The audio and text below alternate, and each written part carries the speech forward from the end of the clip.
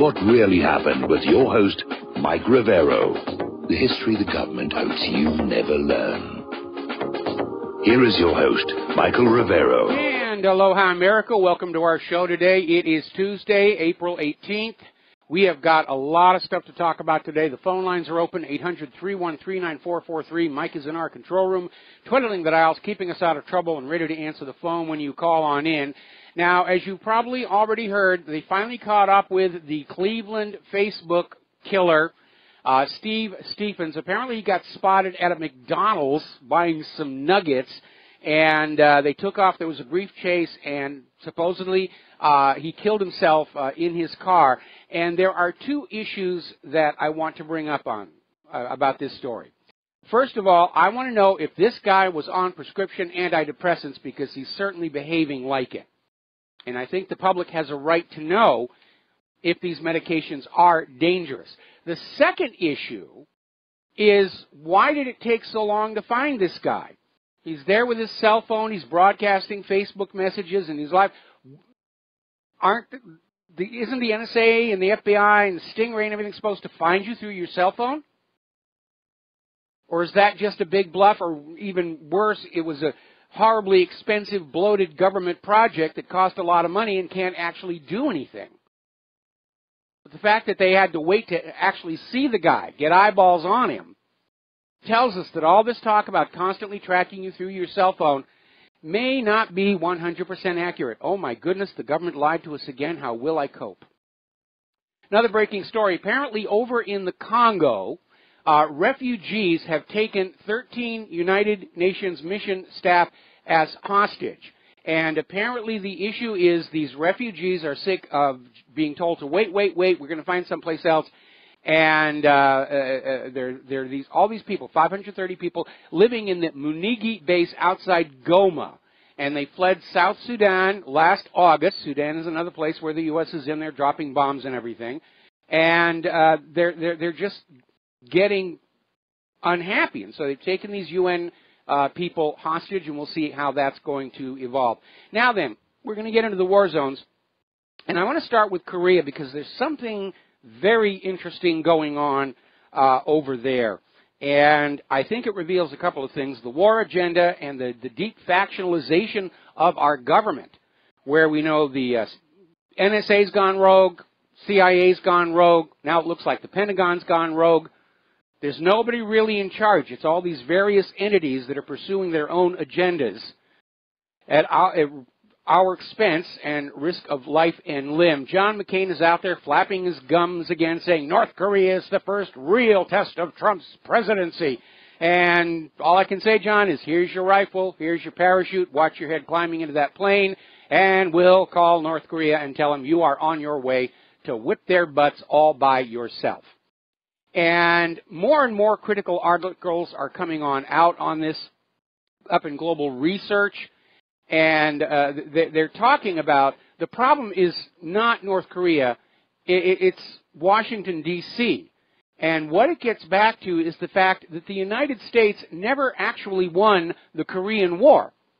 It ground to a halt. Everybody got tired and said, we're just going to stop in place and sneer at each other.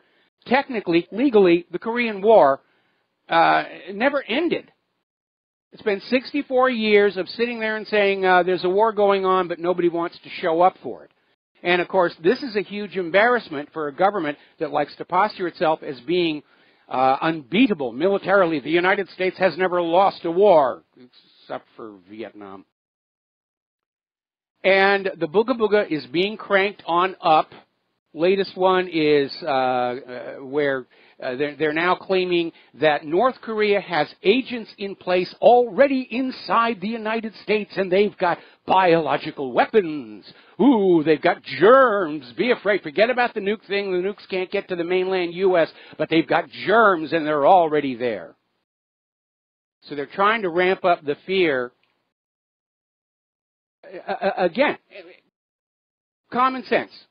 If North Korea were to launch a biological weapons attack here in the United States, what would be the result?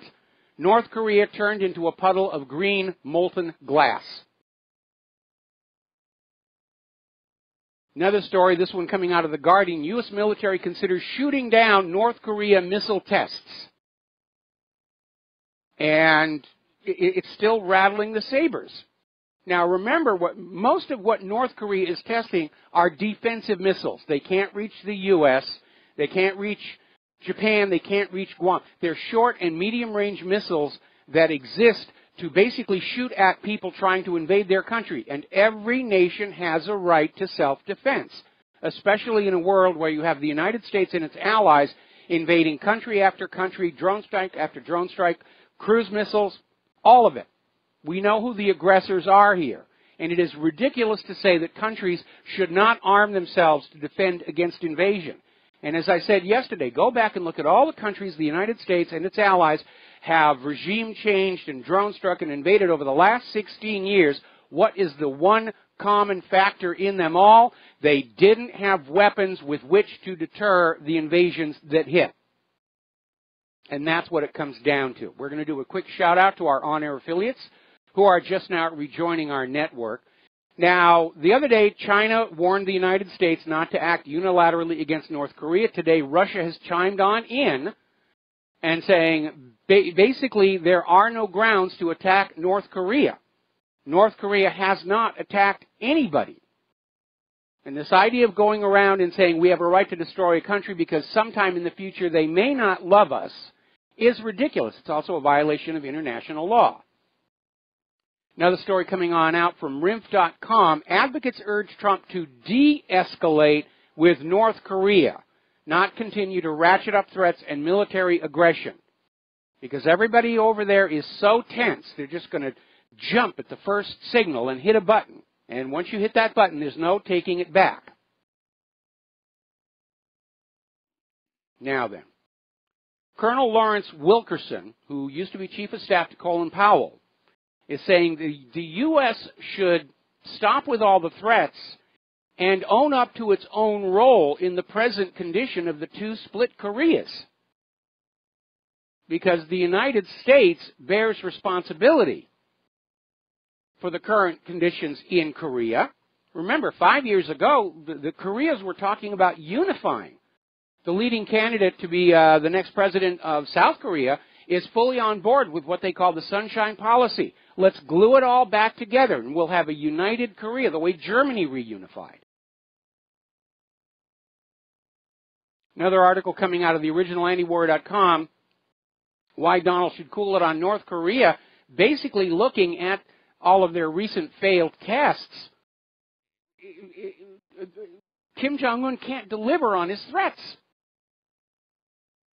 And he's saying part of the problem is that the United States has been stationing soldiers for 67 years in South Korea, sneering at North Korea. Of course that's going to get North Korea nervous. It's the U.S. that's provoked this crisis, as it has in so many other parts of the world. Another article coming out of The Last Great Stand, the U.S. is on the verge of making an extremely costly mistake. And it starts out by stating the obvious. If it comes to outright war, North Korea will be flattened by the United States of America. This is the United States of America playing the big global bully, whooping on a little tiny nation, like they've been doing for the last 16 years. But in the process, North Korea could easily fling missiles into South Korea, into Seoul, up to Vladivostok. And the U.S. would be blamed for all that devastation because the world sees the United States is provoking North Korea. The world understands the United States is the aggressor in all of these current conflicts. Now, here's an interesting story. Vice President Mike Pence is traveling around that part of the world, apparently paid an unannounced visit to the demilitarized zone, look out over all the landmines and everything. And apparently he admitted that the cruise missile attack on Syria and the Moab bomb in Afghanistan were staged as a warning to Kim Jong-un to make him afraid. And that's just as much as admitting that the gas attack on Idlib was a false flag to justify the Syria cruise missile attack. Now, this, of course, sends the wrong message, that the U.S. attacks countries on the basis of lies, and looking at the fact that only 23 of the 59 cruise missiles even got near the intended target is revealing that American weapons may look very impressive, but it may all be for show. Now, everyone's going on back to Donald Trump, and he came on out and justified the cruise missile attack on Syria, saying it was the picture of those beautiful babies. Oh, those beautiful, heartbreaking, heartbreaking. But what about all the other little babies killed by U.S. bombs since Trump became the president? Apparently, Trump's not concerned with them. But in the first 3 months of his presidency, Donald Trump has dropped bombs and killed civilians, including children, in Yemen, Afghanistan, Syria, and Iraq. But they don't count because the U.S. did it. But when we claim Assad did it, it's a horrible, horrible tragedy. Now, that all being said, something very strange is going on. Because over at Defense News, and the New York Times just ran this story as well, the USS Carl Vinson Carrier Battle Group is nowhere near North Korea. It's down in the Sunda Strait. As of Saturday, it's down there exercising with the Australian Navy. That's 3,500 miles away from Korea. And U.S. officials are flatly denying the reports that the Nimitz and the Ronald Reagan were going to join the Vinson off the coast of North Korea. So there's a question. Who put out that story that the Carl Vinson was off the coast of North Korea? Was it a bluff by the U.S. government to scare Kim Jong-un? Was it part of this campaign of terror along with the Moab and the cruise missile strike into Syria? If it was, it didn't work. Kim has called their bluff. And coupled with that is a story that actually appeared in CNN. Yes, I still look at them to see what they're saying. And the headline read, "Trump may have to be patient about North Korea." And they go on in saying, really, there's nothing different about the current situation with North Korea that hasn't been the same for the last several years. Nothing has really changed. And more saber rattling isn't going to accomplish anything. Now, I could be wrong here, but it's looking to me like somebody just blinked. And they're pulling back from an attack on North Korea. Now, that doesn't get us out of the woods because, as I said before, our government is badly factionalized. We've got a rogue military, rogue intelligence agencies. Somebody could still stage another false flag to try and kick things up. Now, Japan has announced they may consider deploying troops if there's another North Korea missile test that falls in their waters. So they're still out there being aggressive. You know, there might be an interesting theory there. Maybe this last missile test didn't actually fail. Maybe they were just testing the first stage and the staging mechanism because that's where they've had the most problems. And once it's successfully staged, North Korea destroyed it. So that it wouldn't go into somebody else's water. That would be the smart thing to do. Now, then you've probably been hearing that there's this former Department of Defense science advisor, and he's a professor at MIT, Theodore Postel, and he's all over the independent media basically saying the Syrian chemical attacks it's a hoax. We know there was no sarin gas because the white helmets who were getting their picture taken helping the people who were pretending to be dead weren't wearing any gloves. If there had really been sarin gas present, it leaves a residue, doesn't blow away. And the area has to be decontaminated, and the people who are handling the victims and doing the decontamination have to have the full biohazard suits. And they were not there. And so Theodore Postel's put out this 14-page report that debunks the claim that Assad gassed his own people. And with all due respect to MIT, which is where my father graduated, we know the story was bogus from the beginning. Assad was on the verge of defeating the U.S.-backed rebels. There were peace talks starting up in Brussels that would have guaranteed the continuance of the current Syrian government. Even the White House said we have to accept that political necessity. Why would Assad do the one thing that would allow the U.S. to come on in and start supporting the rebels against him again? He didn't have a motive. He gained nothing from it. Idlib was not even a militarily significant target. And if Assad was going to use banned chemical weapons, why use them on civilians? Why not use them on the U.S.-backed rebels? The story just never made sense from the beginning. Now, the former president of Afghanistan, Hamid Karzai, late of the UNOCAL consortium that led to the war in Afghanistan, is out there saying the Moab bombing is an atrocity. And basically, the claim that they were destroying these tunnels, which they knew were there because the CIA built them during Charlie Wilson's war. But the bomb did a huge amount of destruction to the farms and houses on the surface, and it has a huge radius. That it really is a large bomb.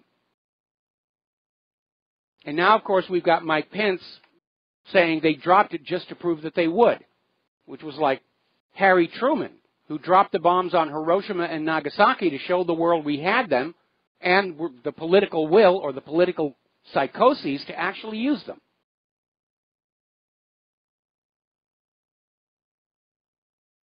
Now, President Assad's senior advisor, Botani Shaban, is basically saying the U.S. can create any story as a pretext to start a military campaign. The whole world understands this is what the U.S. is doing.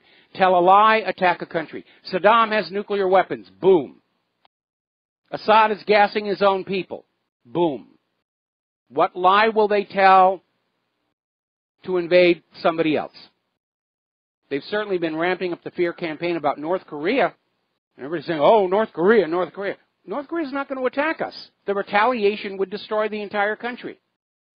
Everything that you think you know about North Korea and Kim Jong-un was told to you by the same people who assured you Saddam Hussein had nuclear weapons. Kim might actually be a nice guy. We don't know. We can't know. Now, apparently, U.S. forces are accused of killing another 40 civilians.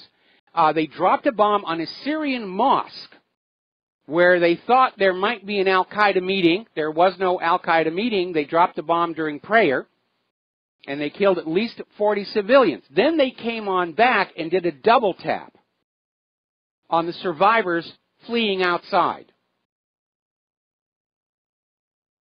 That's become a very common tactic of the United States. Bomb a structure, wait till everybody runs on out, come in and bomb again. Now, Mike Pence may be may say that dropping the Moab and the cruise missile attacks are there to show that America is to be feared by North Korea. It may not be having that effect, certainly in the Middle East itself, because Syria has been much admired by much of the Middle East for standing up to the U.S. attempt at regime change for going on 6 years. And a lot of these other Middle Eastern countries that have had regime changes, now they're getting angry. And we might see more and more of these countries start to try and kick their puppet rulers out. The whole region could explode. It seems to me that Donald Trump's advisors are no more carefully thinking things out than Obama's advisors. They get an idea and they go with it, and they don't really think it all the way through what might happen.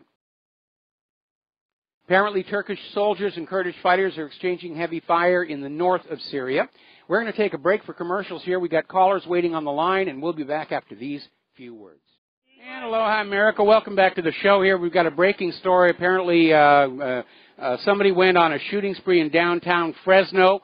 At least 3 people dead, and the witnesses said the guy was shouting Aloha Snack Bar, and the shooter is ID'd as Corey Ali Muhammad. All right, we're going to start taking phone calls now. Steve in California, aloha. Welcome to the show. What's on your mind? Well, I was trying to figure out with the voter fraud in the primaries where Hillary took it away from Bernie Sanders, why no lawsuits were ever filed on that? I know Bernie didn't because he was hoping to get something on the inside when she got in as president, but nobody filed a lawsuit. You know, the Debbie Wasserman Schultz, she steps down, the fraud is acknowledged, and not a damn thing ever happened about election fraud. Not a thing. Well, first of all, the system is designed to conceal the evidence of fraud, and in most states there are very strict laws that limit the time period where a lawsuit or a challenge can be brought. Here in Hawaii, it's just 2 weeks. If you can't find the evidence of election fraud and file a lawsuit within 2 weeks, then you can't.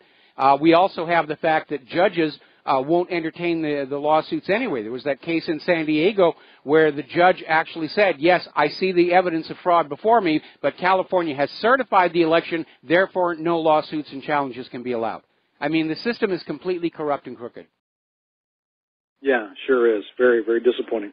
Now, I was hoping something would come out of that because, you know, it actually encourages fraud. Yes. And if there's a statute of limitations on it, it encourages it.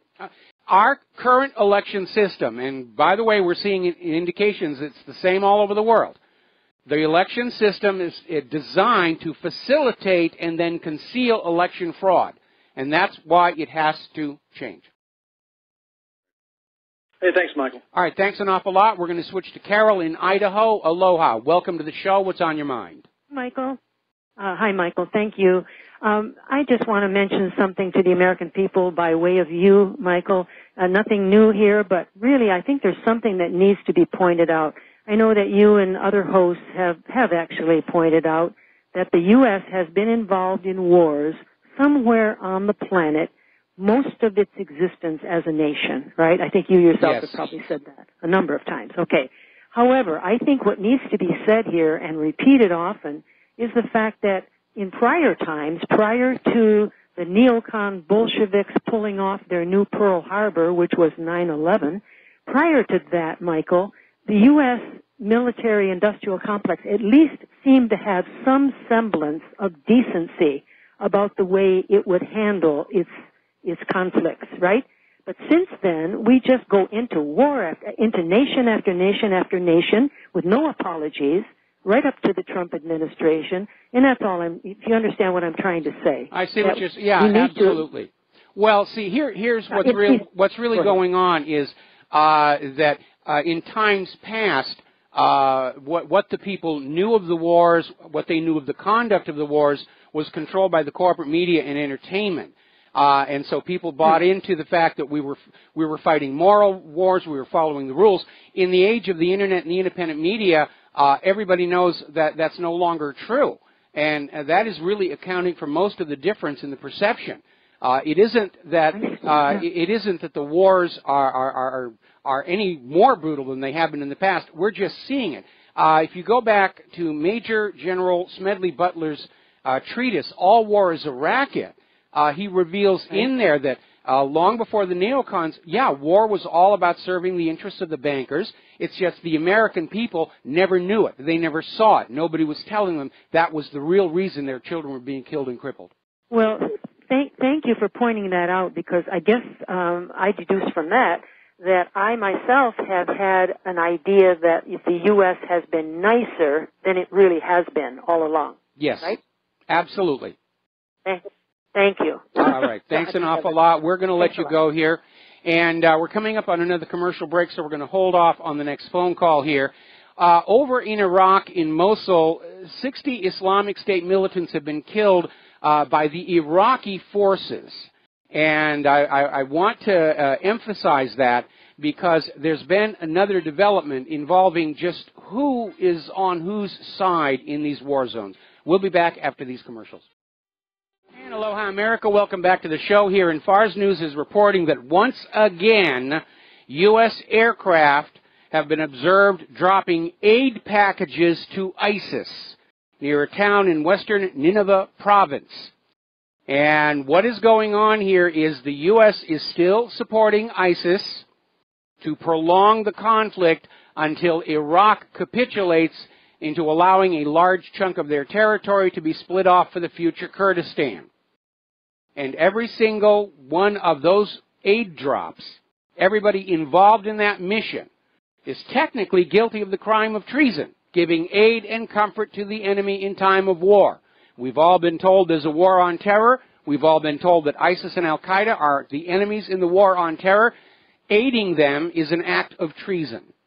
All right, we're going to go back to the phones. Peter in Los Angeles. Aloha, Peter. Welcome to the show. What's on your mind? Mike, I was just thinking that I don't know, really, I think it's impossible to know really who's in charge in this country and what a horrible, sinister, loose, absolutely dangerous loose cannon we are. I mean, if you think about it, there's the trillions that went to the Pentagon that we don't know where it went, right? We have the huge black budget. Maybe for all Obama built the Death Star. Yeah, but but how about the intelligence agencies, Mike? Nobody knows really how much money they make, or how much all their black budgets and all the money they make off their businesses and selling drugs and so on, blackmailing people, I'm sure. Nobody. There's leaks everywhere in Washington. The FBI and everybody is leaking intelligence, and they've tapped everybody's phone. So there's that.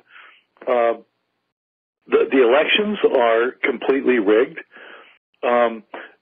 We have instances of the military doing things even though Obama didn't want them to do it. I'm sure the intelligence people do that all the time. We just never hear about it. I mean, we are a runaway locomotive. Yes. And I really don't know who anybody can control this thing. Yeah, I'm in agreement there. I prefer the metaphor of the loose cannon on deck. But we're hearing from other countries like Russia. They view the U.S. government as completely unpredictable now, and that is increasing the risk of somebody making a mistake. And again, you go back to the Cuban Missile Crisis, where Kennedy and Khrushchev knew that each other did not want to start a nuclear war, and they were able to work their way through that crisis. We don't have that situation right now. We've got Russia, who's looking at John McCain flapping his gums, and Mike Pence saying, yeah, we just blew up a Syrian air base and dropped a big, huge bomb on Afghanistan just to make a point. And they can't be certain that our government or whoever's got their finger on the button isn't going to just push it on the basis of another fiction. And that raises the possibility that if somebody does make a mistake, it could escalate to nuclear war with almost no warning whatsoever. And Mike, they've had the media about the Syrian strike that, like, out of 48 papers, like 47 of them had pro-strike headlines, and, they're completely reversing track on what they had opposition to Trump. And Trump, a guy who, even if he had the intellect and the temperament to actually speak with the Russians, with all the divisions within the United States, Democrats and everybody calling him a Russian spy and all that crap, which has disappeared, by the way. Yes. How can you treat with somebody when you've got that hanging over your head? It's completely ungovernable. Well, that's exactly the problem. I mean, Russia's Lavrov has already come out and said, we don't know who's really calling the shots in the United States government. We don't know who to talk to. And they're talking, obviously, with Tillerson. But what Tillerson is saying and what the U.S. government is actually doing are two different things. And Russia understands that they can't take anything said by the U.S. government at face value. Because there is this obvious factionalization going on. The one thing in American foreign policy, even right now, that you can say unequivocally, is that we'll do whatever Israel wants us to do. Other than that, it's a complete loose cannon. Well, the problem I have with that one is right now Israel is a parasite.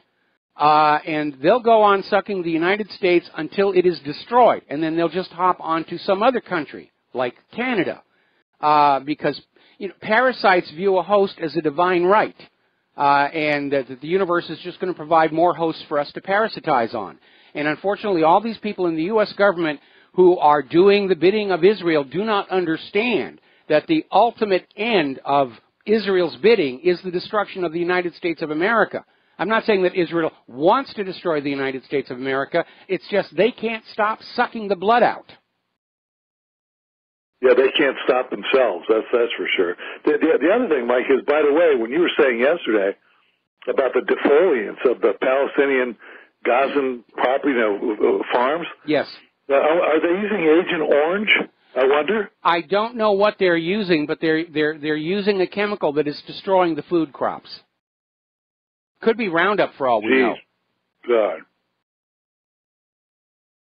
Well, we all know what Agent Orange does, and we all also know that Israel's goal is to wipe these people out. So. Yeah, but the problem with using Agent Orange is they would so contaminate the land that Israel couldn't use it. Any place that they've used Agent Orange, unless there is a concerted decontamination program, that stuff lasts forever. There are still places down here on the Big Island where they were doing the early tests of Agent Orange, and they're still chain link fenced off, and there's big warning signs, do not walk in here, you will die. And that's going to be there for 100 years before this stuff goes away. Oh, my God. Well, hey. Keep doing what you're doing, Mike. Thanks very much. All right, thank you. And before we take any more phone calls, apparently over in Yemen, a Black Hawk helicopter belonging to the Saudi Arabian military has crashed, killing at least 12 personnel. They're refusing to say whether or not it was shot down by the people of Yemen. We're going to go back to the phones here. Wes in Idaho, aloha, welcome to the show. What's on your mind? Thank you, most honorable Michael Rivero. I have 10 seconds of Merle Haggard before a question about North Korea. Here goes. What I hate is Okay, Wes, we can't do that. Okay, we can't play other people's music on our radio station without getting a copyright clearance, okay? And why don't you just tell us what you wanted to tell us? Oh, okay. I wanted to ask you a question before I run down the 9 names of the banks involved here. Is North Korea crazy? Are they printing their own money? Is that why they're crazy? Yeah, if you look at the targets of all of this, the war, like Syria, Iran, and North Korea, they have state central banks. It's a government that creates its own currency, and private central bankers hate that. That's why they went into Libya. Muammar Gaddafi kicked out the privately owned central bank, set up a state bank and a value-based currency, the gold dinar, and then told the rest of the world that if they wanted to buy Libya's oil, they had to pay for it in the gold dinar. And other African nations started saying, we're going to start using the gold dinar for trade among the various nations of Africa. And that, of course, was a major threat to the private central banking scam. I want to name some names here. There's 9 names here. Rothschild of London and Berlin, Lazard, Banks of Paris, Israel Moses Schiff, Banks of Italy, Warburg Banks of Hamburg and Amsterdam, Lehman Brothers of New York, Kuhn Loeb Bank of New York, now Shearson American Express, Goldman Sachs of New York, National Bank of Commerce, New York, Morgan Guarantee Trust, Morgan Bank, Equitable Life, Levi Morton, our principal shareholders. Last one here, Hanover Trust of New York, William and David Rockefeller and Chase National Bank, New York, our principal shareholders. There, I think I've named the names. And thank you. Lehman Brothers isn't around anymore. They declared bankruptcy in 2008 from the mortgage-backed security fraud. Okay, you're ahead of me on that. I don't think Merle Haggard, by the way, would be offended by playing that part of his song. But thank you again, Michael Rivero. Another thing, RBN, there's a couple hosts on RBN that are saying we got to go attack North Korea because they are run by a crazy man. This is what I'm hearing on RBN. What's going on? Well, one of the reasons I like being at RBN is nobody comes in and taps me on the shoulder and says, this is what you're going to say on the program. So all of our various hosts do have their own points of view on these various issues. And obviously I don't agree with them. But again, that's one of the really great things about RBN, is I get to do the stories I think are important. I get to put out my honest, analytical opinions as to what's going on.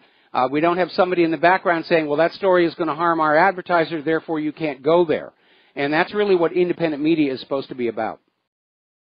Well, I'd sure like to see Statmiller give him the boot. I don't want to hear these people that are telling me we got to go attack North Korea. Okay. They're Wes? insane. Wes? Yeah.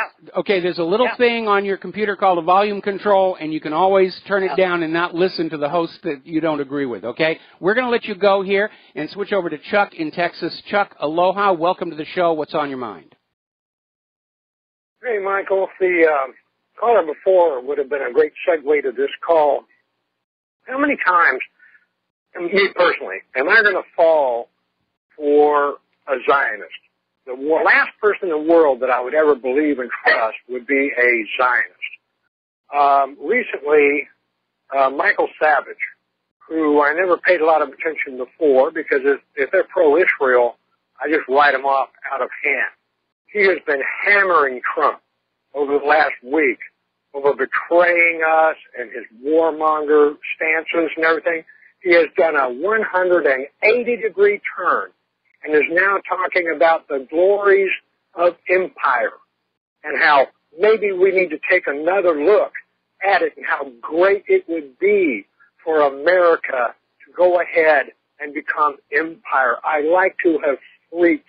Last night, I even built a Facebook page for Michael Savage because there was another Facebook page where they were saying everything 180 degrees from what he was saying before, where he was anti-war, and they had a bunch of war hawks on there and neocons. And I said, don't you even listen to what he's saying?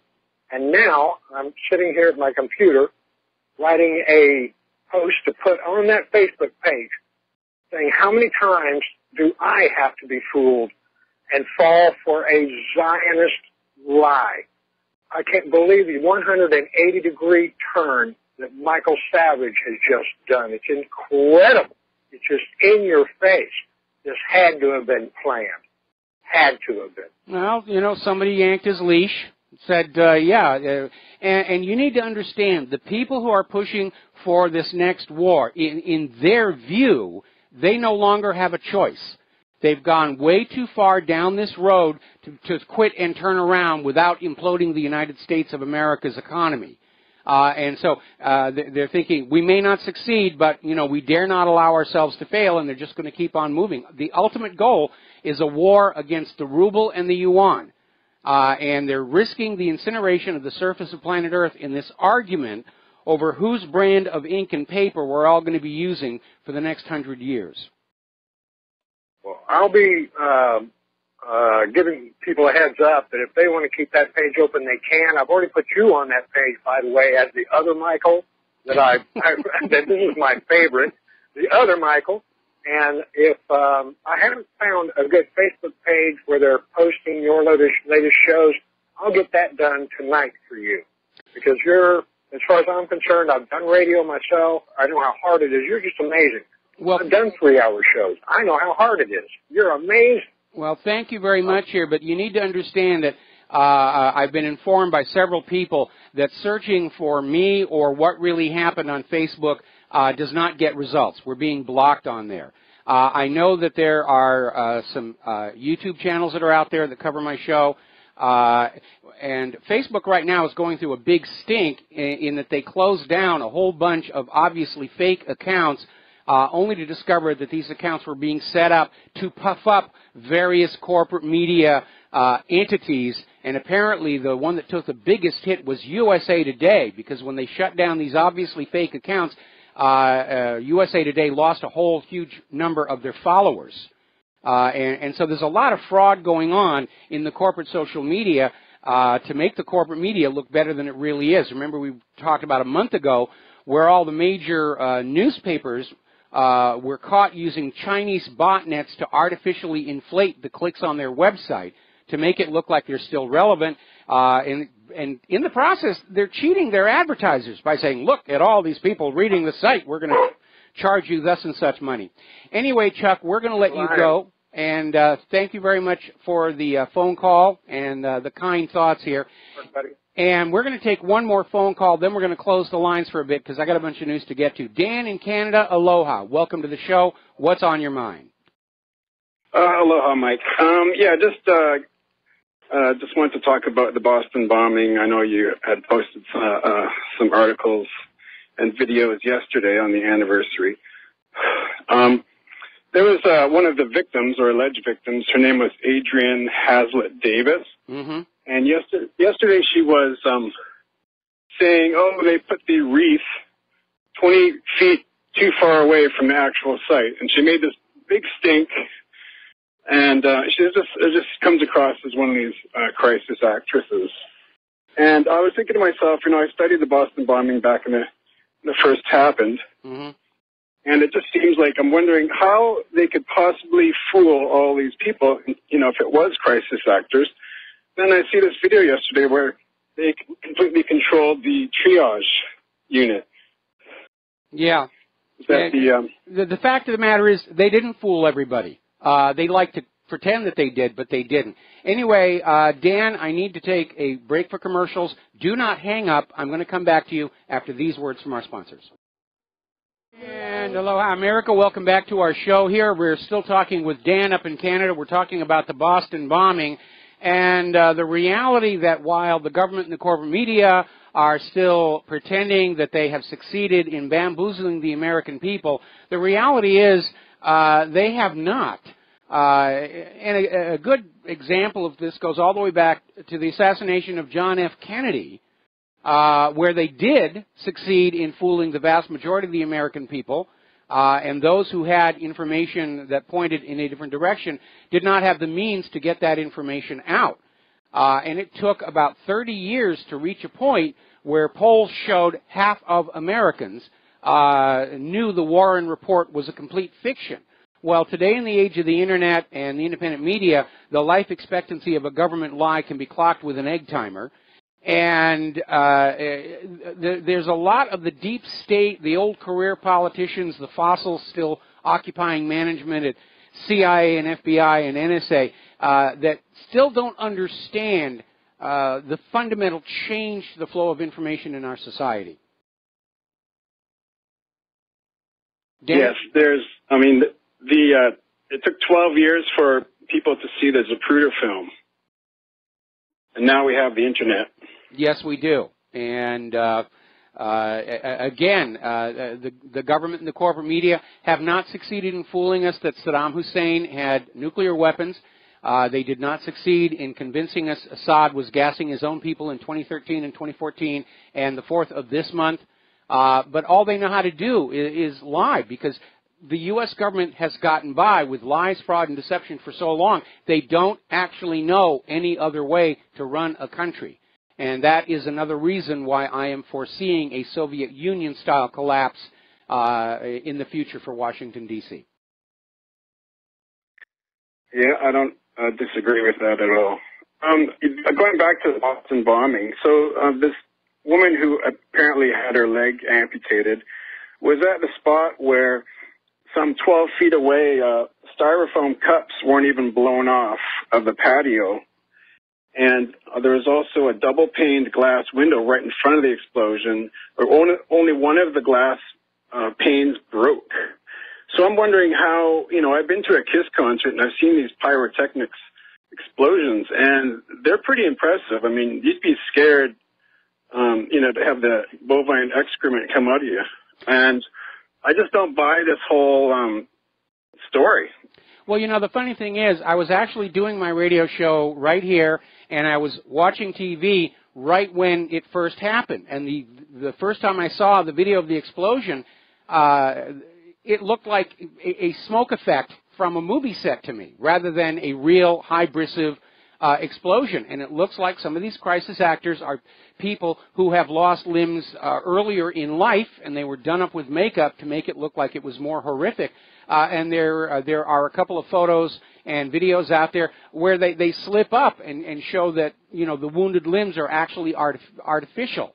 And again, there were two different locations for explosions, so I don't know why she's saying the wreath is in the wrong place. Anyway, Dan, got to let you go. Got to do station identification. We're going to close the phones for a bit. Got a lot more news I need to get to today. We'll be right back.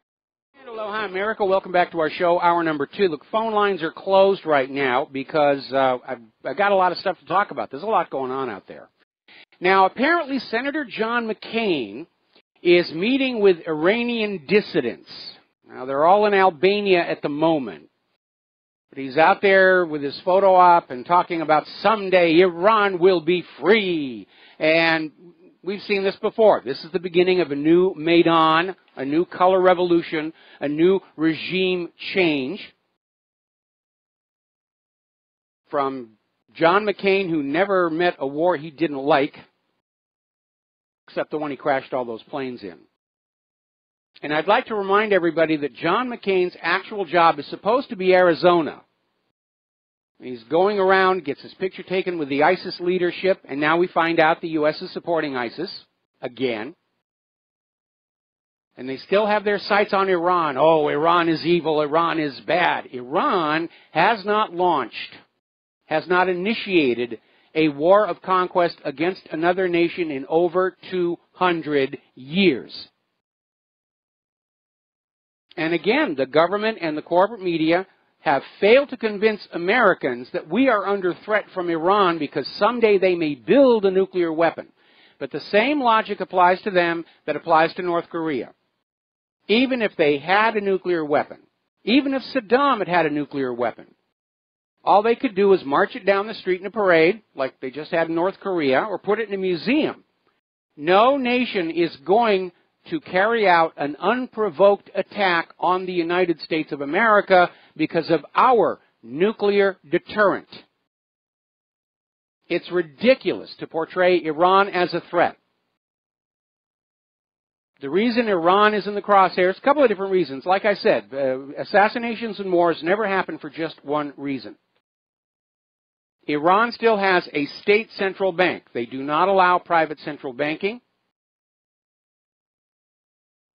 And, of course, they are a regional power that stands up to Israel. And Israel wants all these countries broken into little tiny pieces that can be bullied and pushed around.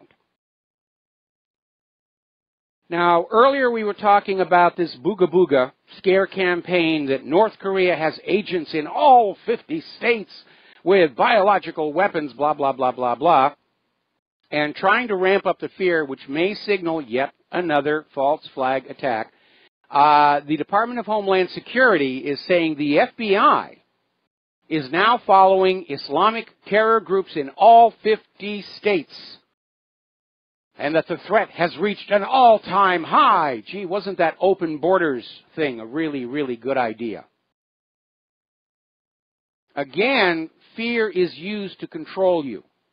Disasters are used to control you. Tragedies are used to control you. We have a government that controls you through lies, fraud, and deception because they don't know any other way. There is no other way because what the people in the government want is not what the American people want. Now, apparently, Russian bombers flew near Alaska. They were in international airspace, but the U.S. is saying that they flew into the American identification zone, the Air Defense Identification Zone of the United States, which doesn't have any bearing in international law. So they sent up 2 F-22s and an E-3 airborne early warning plane to fly alongside the bombers, and they flew side by side for about 12 minutes before the bombers headed back out to the ocean. And the bombers were flying 280 miles southwest of Elmendorf Air Force Base. At one point, they came within 100 miles of Kodiak Island, but again, they were in international airspace. I think the Russians are keeping an eye on the United States, just like the United States is keeping an eye on Russia, or they may be probing America's air defenses. The closer you get to war, the more you see that. Nations will start sending forces really close to each other to see how the other side reacts, how quickly they react. Now, Donald Trump has deployed 6 F-35A Lightning stealth fighters to the Royal Air Force Lakenheath base in Suffolk to face off with Russian aggression. Now, at this point, I'm not seeing any Russian MiGs or Sukhois deploying to Canada to deter American aggression. And so when you hear this term, aggression, aggression, aggression, just keep in mind who is parking their military off of other people's borders. Because it isn't Russia. I know you don't like to hear this, but in this world war, the United States are the bad guys. Now, apparently, not everybody in Great Britain is happy about the U.S. forces coming on over. And it's not just because of the escalation toward a potential war. Apparently, 2 U.S. Air Force F-15s were hot-dogging near the ground. In fact, the pilots basically described as they were just joyriding. And apparently they flew low over some farmland and terrified some horses to the point where they were so panicked they had to be put down.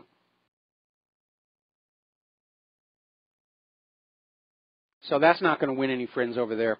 We're going to do a quick shout-out to our on-air affiliates who are just now rejoining our network. They just did a poll over in Russia by the state-run public opinion research center Vitsium, and basically almost a third of Russians see a real possibility of war with the United States. 14% of Russians believe the war is already underway in a very low-intensity form of conflict. Certainly, the attempted oil price war is a form of warfare, economic war. And economic wars are often the midwives of real wars. Now, we're hearing another story, this is coming out of Zero Hedge, that there may be a major Ukrainian offensive against the rebels looming, and that is another flashpoint that could bring us to war with Russia. What a mess of the planet these U.S. neocons have made. It's amazing. Now, a lot of stuff going on over in Turkey following Erdogan's declaration of victory in the referendum. Donald Trump actually congratulated Erdogan. And everybody said, what's going on? I mean, you wanted him to go, now you're congratulating him on becoming a dictator. But there's still an issue regarding some of the votes that put Erdogan over the top, because there's a very specific procedure Turkish elections follow to try and reduce election fraud. When you vote and you show your ID to vote and you get your little ink on the thumb, I don't know if that's what they do there, but they have far more safeguards on their elections than the United States does. And part of the process is the ballots have to be stamped at the voting precinct. And apparently there's somewhere over 2 million of the ballots that didn't have that stamp. And under Turkish law, they're not legal. But Erdogan is saying they are going to be counted because without those votes, he would have lost the referendum. And to be very honest, I can't imagine any country, any citizen of any country, voting yes on a bill that would get rid of the last vestiges of democracy and parliamentary process and basically turn the ruler into a tyrant. There had to be massive election fraud. Nobody's that dumb. So,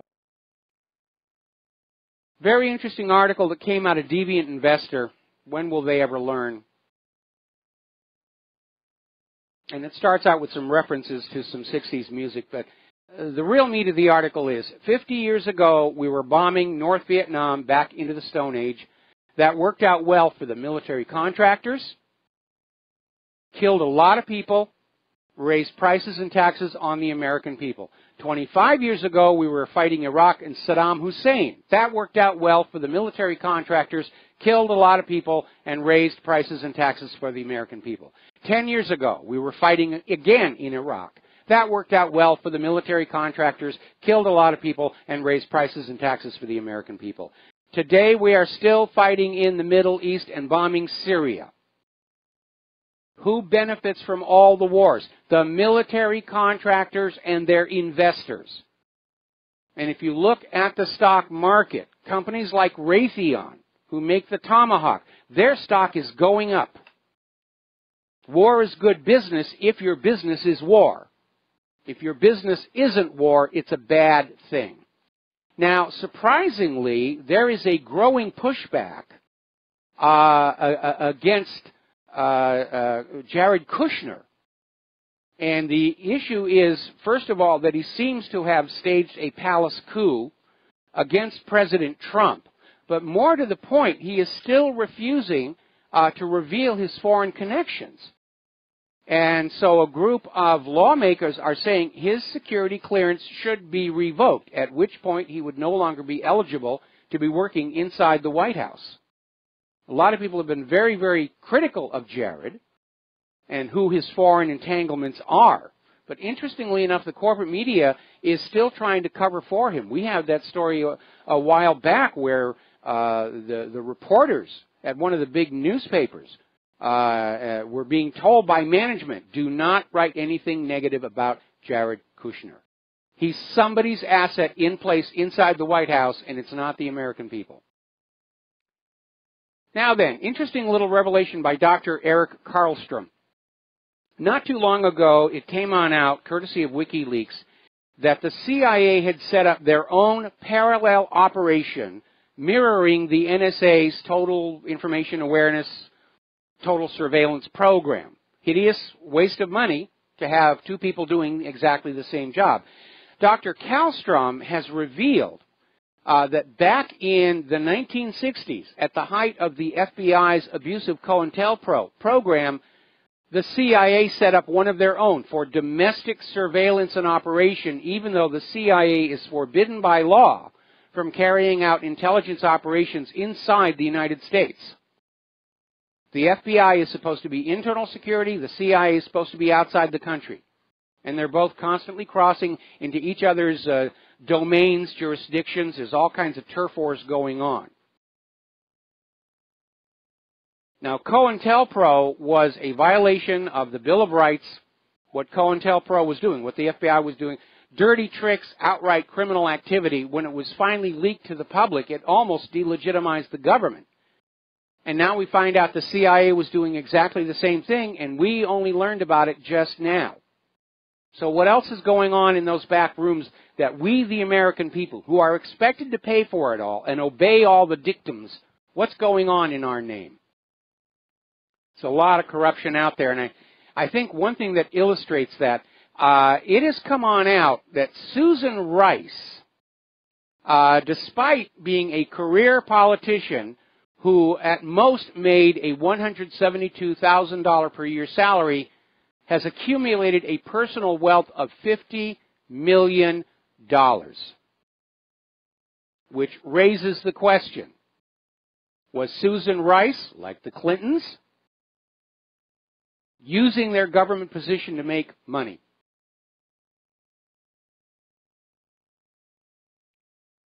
And are they not all? Look how many millionaires you have in Congress who were not millionaires when they got elected to Congress.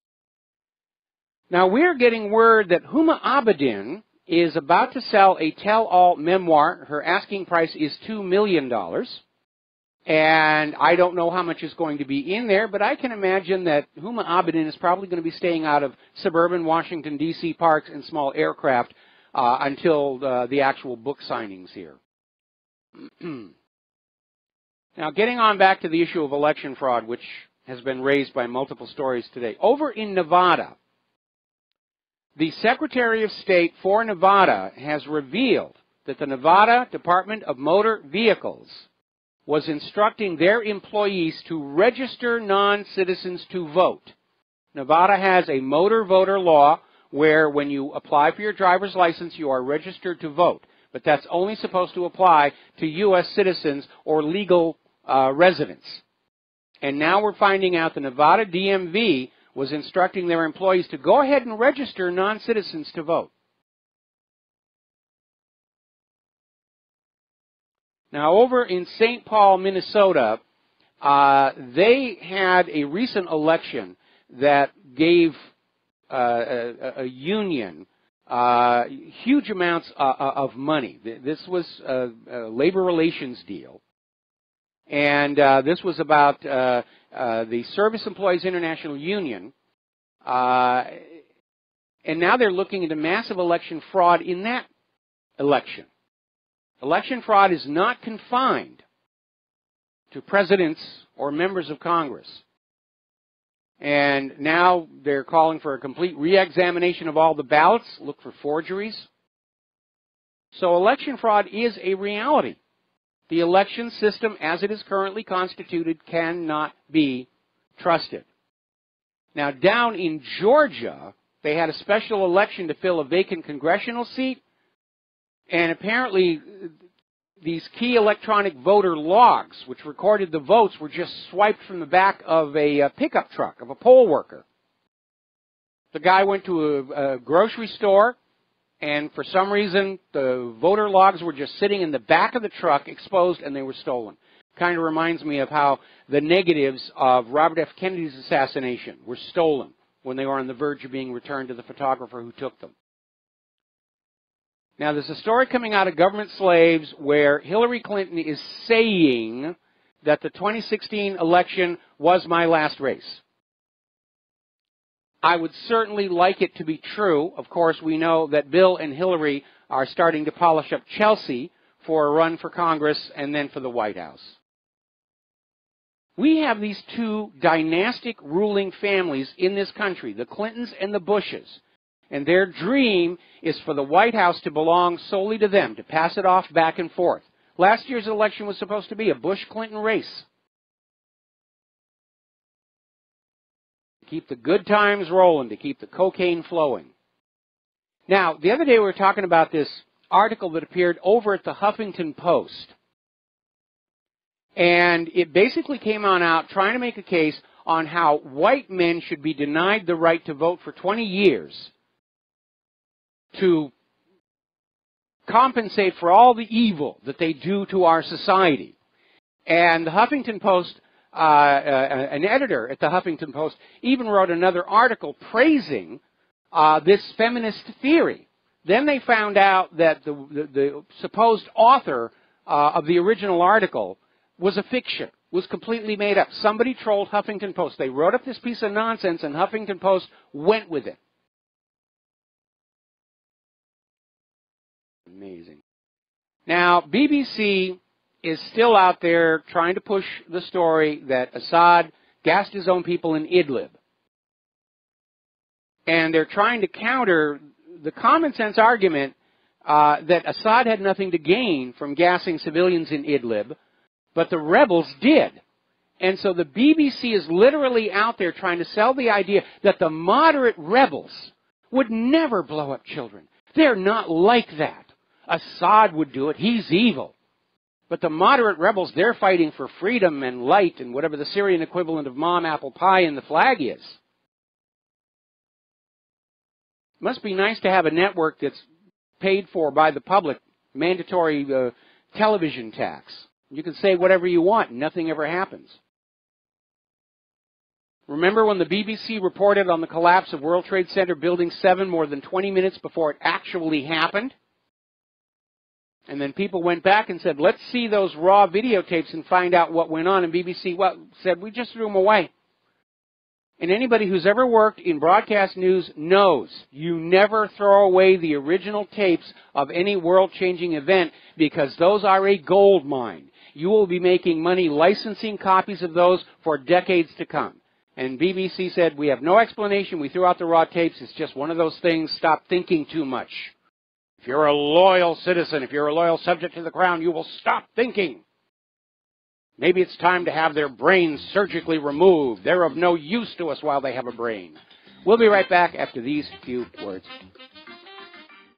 And aloha, America. Welcome back to our show here. And somebody just sent me screen caps of Michael Savage's Twitter account from a year ago, where he was saying he was supporting Donald Trump and saying we need somebody who's going to run the country like a business and not like an empire, coupled with his current Twitter feed where he's out there saying, yes, an empire would be a good thing. So, yeah, he got turned around real quick here.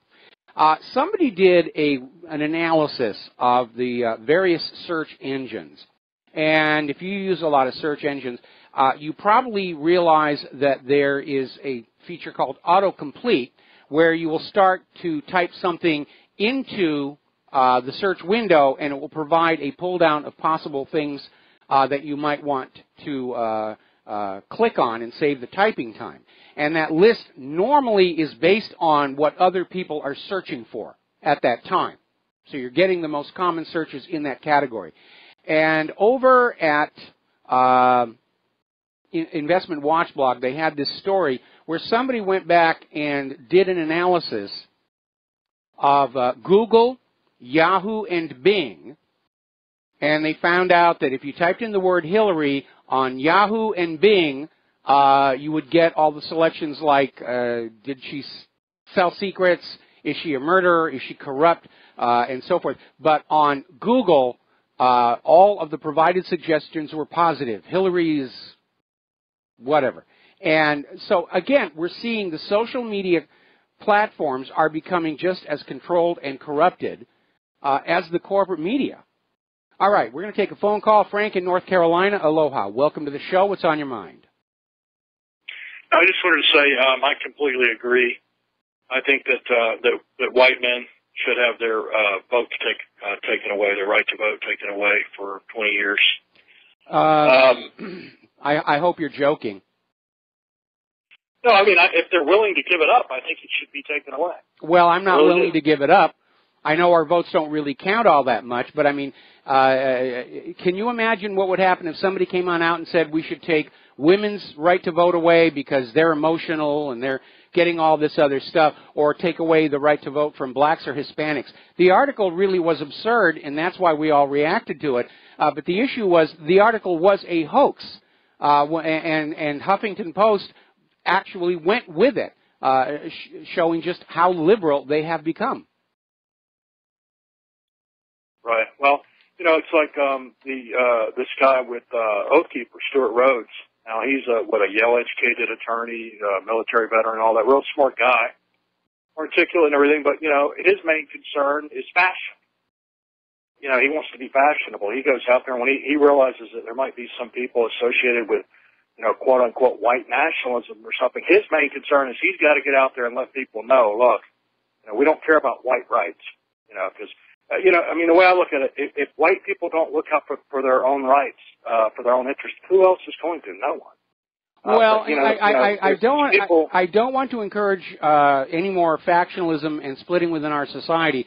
But on the other hand, there is no question that somebody is trying to stir up an anti-white sentiment in our population. We know that the feminists going all the way back to the 1990s have been pushing an anti-male agenda. We know that the more militant of the LGBT community has been pushing a campaign against what they call the breeders, meaning the straights.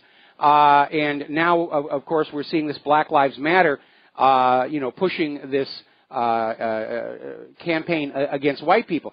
So where it all overlaps is on the straight white males. And all of a sudden we've been declared a target, and the fact that Huffington Post would even run an article this absurd shows us that again, they're trying to use the divide and conquer to keep us confused and at war with each other.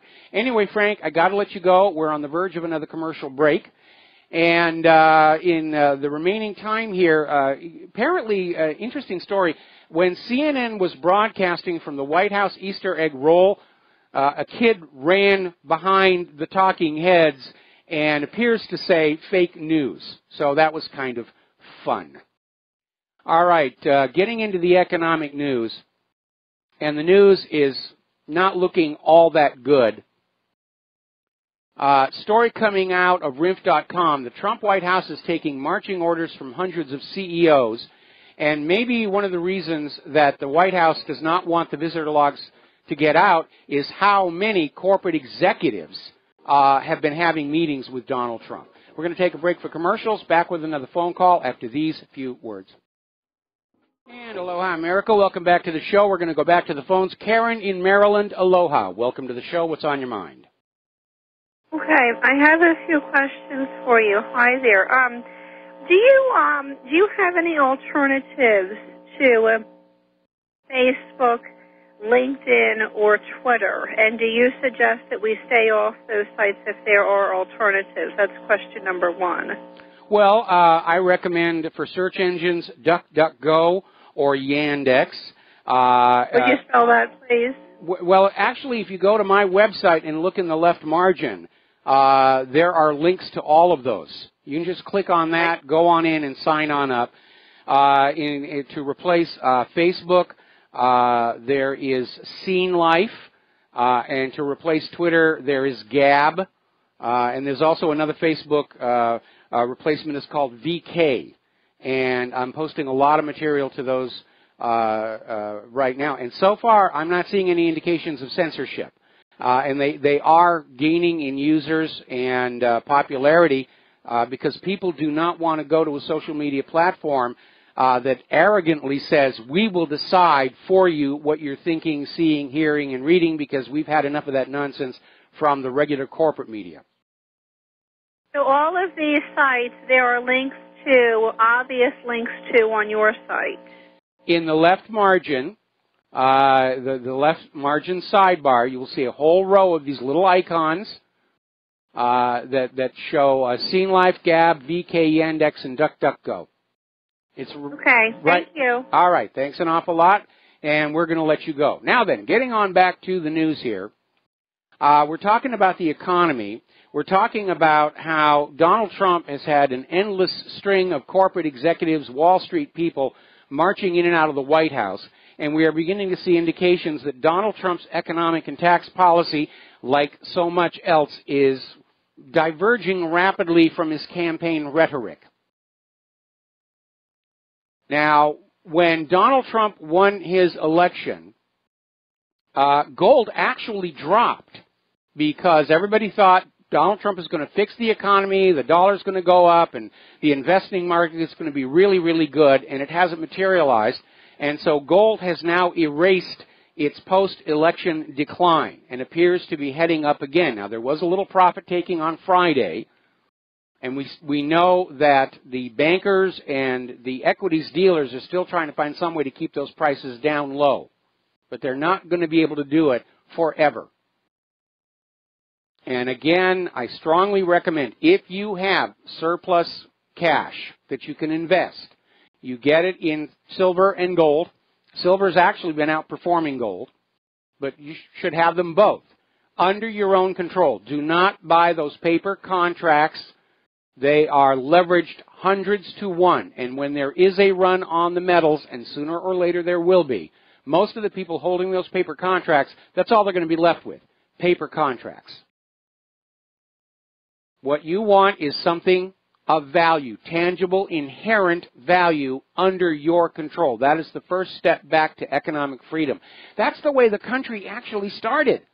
Because when the United States was created, gold and silver coins were the money. Now, the paper notes were just claim checks. And stamped on the front of them was the little message. You can take this paper note to the bank and exchange it for its face value in lawful money. And the lawful money meant the silver and gold coinage. And once that silver and gold was in your pocket, there wasn't anything the government or the bankers could do to change its value. That was economic freedom. And you could spend it wherever you want or not spend it. And you could go through your entire life without ever having to go into a bank. Today, it's completely different. We're back in the system that led to the American Revolution. We're being forced to be dependent on paper notes created out of thin air and loaned at interest by a private central bank. And now they're pushing for the cashless society. where you're not allowed to have anything in your pocket of your wealth. It must be in the bank. The bankers must be allowed to hold your money for you. We'll give you an allowance every once in a while.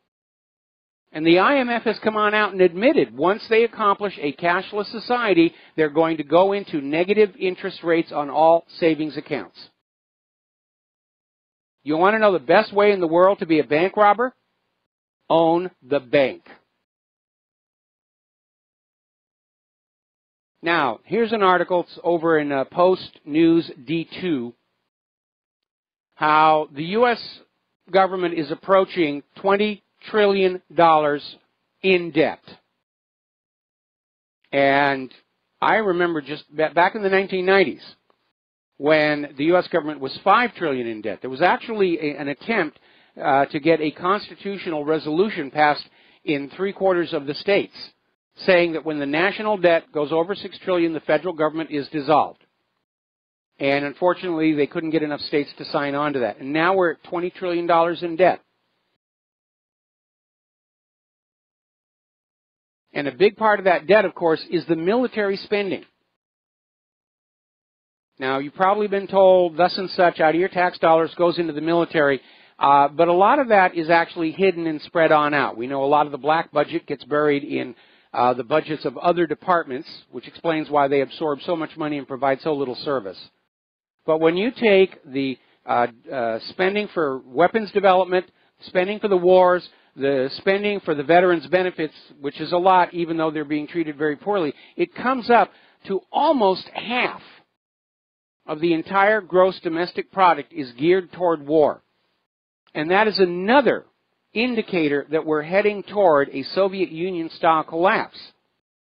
Because toward the end, the Soviet Union was overspending and overspending on military development to deter American aggression, and they bankrupted themselves. And we're headed exactly the same way. There is no way to pay this debt off ever, because it all came out of that private central bank. And any new money coming out of that private central bank is just another loan at interest. That is the trap of private central banking. Once that first pretty printed piece of paper goes into circulation, more money is owed to that private central bank than actually exists, and that's why an enslaved population can never get out of debt. The system either has to collapse, or you have to have a ruler who is strong enough to nationalize or shut down that bank, the way Andrew Jackson did. And that's another one of the reasons why they're rushing to war. They're hoping if they can get a world war going, you'll forget about the economic hardship. They'll have something to blame. Yes, the American people are starving and homeless and hungry and everything's in horrible condition, but it's the war, you know. It's because of the war. Don't even think that it had anything to do with fiscal mismanagement and a predatory private central bank. It's the war. It's the fault of the Russians and the Chinese. You hate them, not us. Now, Puerto Rico is looking like it is going to have to declare bankruptcy. They have a deadline this coming May 1st to restructure $70 billion in debt. And anyone betting on returns from the island's widely held U.S. municipal bonds, they're starting to get very nervous and twitchy.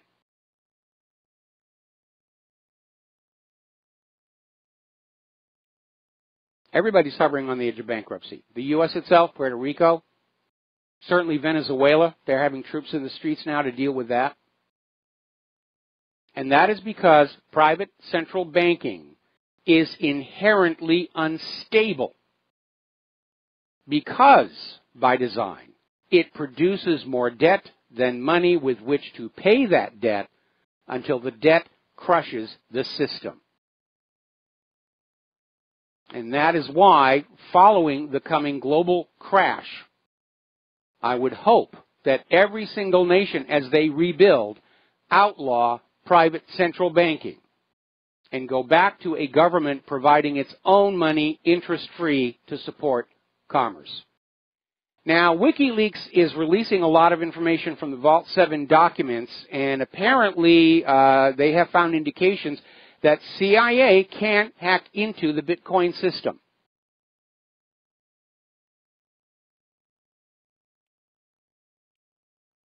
So those spooks are just about everywhere, poking their nose where it really doesn't belong. Martin Armstrong was out there saying that the elite are going to do whatever it takes to prevent the UK leaving the European Union. And apparently Theresa May has surprised everybody by calling for a general election on the 8th of June of this year in order to try and get some of the remainers out of the parliament and the government, because they're still trying to mount demands for a second referendum or delay or all this other stuff. They're going along with ridiculous demands from Brussels. Unfortunately, remember how hard they worked to try and rig the Brexit vote. They're going to rig the June 8th election to get the Brexiteers out and keep the remainers back in. Because rulers and tyrants, money junkies, they believe it's their divine right to play dirty. And they will at every opportunity here. Now, it still may come to naught because the latest polls in Italy and Sweden have the Eurosceptics in the lead. Now, we know Marine Le Pen is a Eurosceptic. Polls are showing her in the lead. Her campaign office was burned by her opponents. And now, of course, there's this very unfortunate circumstance. It's a computer goof where 500,000 French citizens have received duplicate polling cards, which means they could cast 2 votes. And French authorities are saying, yes, there is a problem, and 500,000 extra votes could take the election away from Marine Le Pen, but we can't investigate until after the election is over. Because if Marine Le Pen loses the election, there will be no investigation. That's kind of how these things tend to work on out. All right, we're going to take a phone call here. Jeff in Minnesota. Aloha. Welcome to the show. What's on your mind? Hi, I was looking at some website, and it says that 2 of Trey Gowdy's investigators, federal, investigators, or something like that, have disappeared. Their car was found abandoned in a rest area in Little Rock, Kansas, or Arkansas. Well, I haven't seen that yet. Could you send me that URL? Okay, I'm sorry. I was just playing around. It was a site that I don't really look at much. Let me see if I can find it here. Let's go back here. Do you remember the name of the Free site? Thought, the Free Thought Project. Okay, if you will send me that URL, I'd like to look into it. But we need to be aware right now that a lot of nonsensical stuff is being put out in the independent media to trip them up, to make them look less credible. There literally is a war going on between the corporate media and the independent media, so we have to be very, very careful. A few weeks ago, they were out there saying that Trey Gowdy had exhumed the body of Vince Foster, and that story was a hoax as well. But I would imagine that if something had happened to Trey Gowdy's investigators, he'd be on the news right now screaming about it. So I want to take a look at the story and see where it's sourced from. And then are any of these other, new alternative websites, do they support like videos like YouTube where the person like you would get money out of the deal, or are we all getting squeezed out? Well, the independent social media, let's call it that, the independent social media, Scene Life, VK, Gab, and the rest of it, there is no monetization available. But obviously, I'm not doing what I do here to become rich, and I succeeded at that. So I put the videos out, and when YouTube banned monetization on my videos on YouTube, I shrugged my shoulders because that wasn't why I was doing what I was doing. But the advantage of these other platforms is that so far they seem to have been following the principle of freedom of expression. And that's why I'm recommending going to them and abandoning Facebook and YouTube and Google. The unholy trinity. See, like, I'm a cab driver and I want to look up an address on Google Maps, right? Yes. I don't want to see where I can have tea by, this hotel. I want to see the directions to the hotel on the freeway, or to... I think there is a way to turn off the little automatic ads. Obviously, if you put in a search term for restaurant, you'll get that popped up. One thing to be very careful about Google Maps is that a lot of the business locations that seem to be near you are actually fraudulent. When you call the number, the call goes to a call center that maintains contracts with people in your area. They don't actually have a place of business. You have to be careful about that. But if you don't want to go to Google Maps, I would suggest just getting yourself a nice GPS unit. I recommend the Garmin's very highly. Mm-hmm. Yeah, or I got the Apple Maps too, you know, on the phone. But I mean, it's the Google Maps actually were better about a year or two ago. They were easier to use and more made sense. Yeah, they junked them up a little tiny. They junked them up a little bit, but there are ways to control the layers that are visible. One of my main gripes about Google Maps is that when businesses go out of business, which is happening a lot, they are not taken off the Google Map. And so you'll waste a lot of time searching for something in your area, and you'll call, and you say that number is no longer in operation. You'll call again. That number is no longer in operation. Anyway, Jeff, got to let you go. Good luck with your mapping system. We're coming up here on a commercial break. Now then, interesting little story, and it certainly dovetails with a lot that we've been talking about regarding the real reason for the open borders. There is this radio show host, Josh Tolley, and he was interviewing this lady who was involved in her state's refugee immigration program, and said basically it's more extensive than most people realize, and basically says how the United Nations is planning immigration into the U.S. in order to basically break up our sovereignty at some point in the future. And I've been saying exactly the same thing. There is an attack on our sense of identity, our sense of self. They went after the Confederate flag. Now they're saying wearing red, white, and blue is racist and offensive. People who have a strong source of who they are, where they come from, what their history is, they're very hard to control. People who don't have that are very easy to sway. If you look at the religion of Judaism, it is so important for them to know their history. Or if you look at the Maoris, where everybody literally memorizes the names of the last 30 generations in their family. And that's what's under attack by the New World Order. They want you confused about who you are, confused about what restroom to use. We'll be right back. And aloha, America. Welcome back to our show here. We're talking about immigration. We're talking about still pushing for a one world government, one world private central bank here. Now, as you remember, when Obama was president, he came up with this law that basically was going to force diversity into neighborhoods, to literally mandate that every neighborhood would have so many of these kind of people and so many of that kind of people and so forth and so on. And it really angered a lot of people.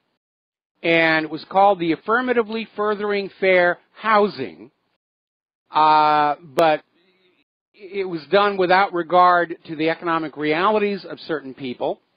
And a lot of individuals were very, very concerned that having worked to build a very nice neighborhood for themselves and their families, that all of a sudden they were being forced to accept individuals who may not fit in, which of course is the whole point, get everybody confused and at each other. Fortunately, legislation has now been introduced in Congress to defund and overturn this bill. In other words, people are going to be allowed to live where they want to live rather than have your domicile decided by the government on the basis of, oh, we need this ethnicity in this neighborhood, therefore you shall live there. Now, another interesting story, an artifact of our open borders, up in Montana, they have started to suspect that the Border Patrol officials up there are working with the drug smugglers, and there's about 40 miles of U.S. border totally unpatrolled. And when I read this, it reminded me of when Claire and I were living in Washington State, because there was an uncontrolled airfield up towards Snoqualmie Pass. And we used to go up there to Snoqualmie Pass all the time for the resort there to get the view of Mount Rainier, and we really enjoyed living in Washington State. We had a good time there. But we noticed a couple of times what appeared to be drug flights going in and out of that field. Now remember that whole situation in Arkansas in the 1980s. The governor of the state, Bill Clinton, kept the law enforcement, drug enforcement people away from the airports being used by the CIA. So it looks like it's not confined to just Arkansas here. Now, for those of you living in California, if you've been worried about the CalExit, that apparently has now died because negative publicity. Apparently, one of the organizers of the CalExit was linked to Russia, and in the current Russian bashing climate, it worked against the CalExit petition. Signatures slowed down, and so now the petition drive has been ended. They're not going to make it on the ballot. So if California is ever going to secede, let it go some other time. All right, we're coming up here on our station identification. We'll be right back with a phone call. And aloha, America. Welcome back to our show. Hour number 3. The phone lines are open, 800-313-9443. And we are going to the phones again. John in Louisiana, aloha. Welcome to the show. What's on your mind? Yeah, I was listening to another talk show host on RBN here, and he was being serious now. And you might just tell me it's none of my business, but he named 3 people, and you were one of them. He said it 3 times, and he was being serious. He said you subscribe to the Jewish religion. Is that true? No. I'm actually an atheist. I have Jewish ancestry in my family. Rivero is a Sephardic name, but we haven't been Jewish since Queen Isabella was very rude to my ancestors in 1492. Okay, well, I wish I remembered his name, but there's another talk show host on your network that's saying you, and I think he said Alex Jones and somebody else. I don't know who else he said. He said it about 3 times, real serious like. So you might want to check it out. I really don't care. I'm sorry. Oh, okay. I could care less. All right. Well, he's lying. See, that's. Well, look, he could just be mistaken, but no. The reality is, I'm an atheist. I mean, my first wife was Jewish. I've had a lot of Jewish friends. But no, I don't follow any religion.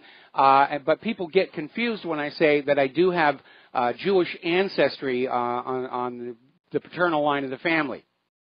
Oh, I see. Maybe that's what's confused. And Alex Jones's wife, I think she was. So maybe that's what. Oh, okay, thank you. Yeah, actually in the Jewish faith, if your wife is Jewish, then you are Jewish. Fortunately, after the divorce, I went back to being something else. But I never let them near me with that knife. Thank you. All right, we're going to let you go. Thank you very much here. All right, now then, more serious note here. I have to confess, I am at a loss over what seems to be an exploding problem of adults having sexual relations with children.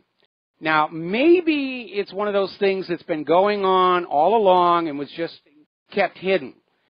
In fact, if you remember that wonderful movie, The Spotlight, where they were talking about this newspaper that wanted to blow open the scandal of Catholic clergy sexually molesting children. Everyone was saying, oh, you can't do that. It's the church. You can't do that. We're all going to go down to the dark regions and burn if you do the story.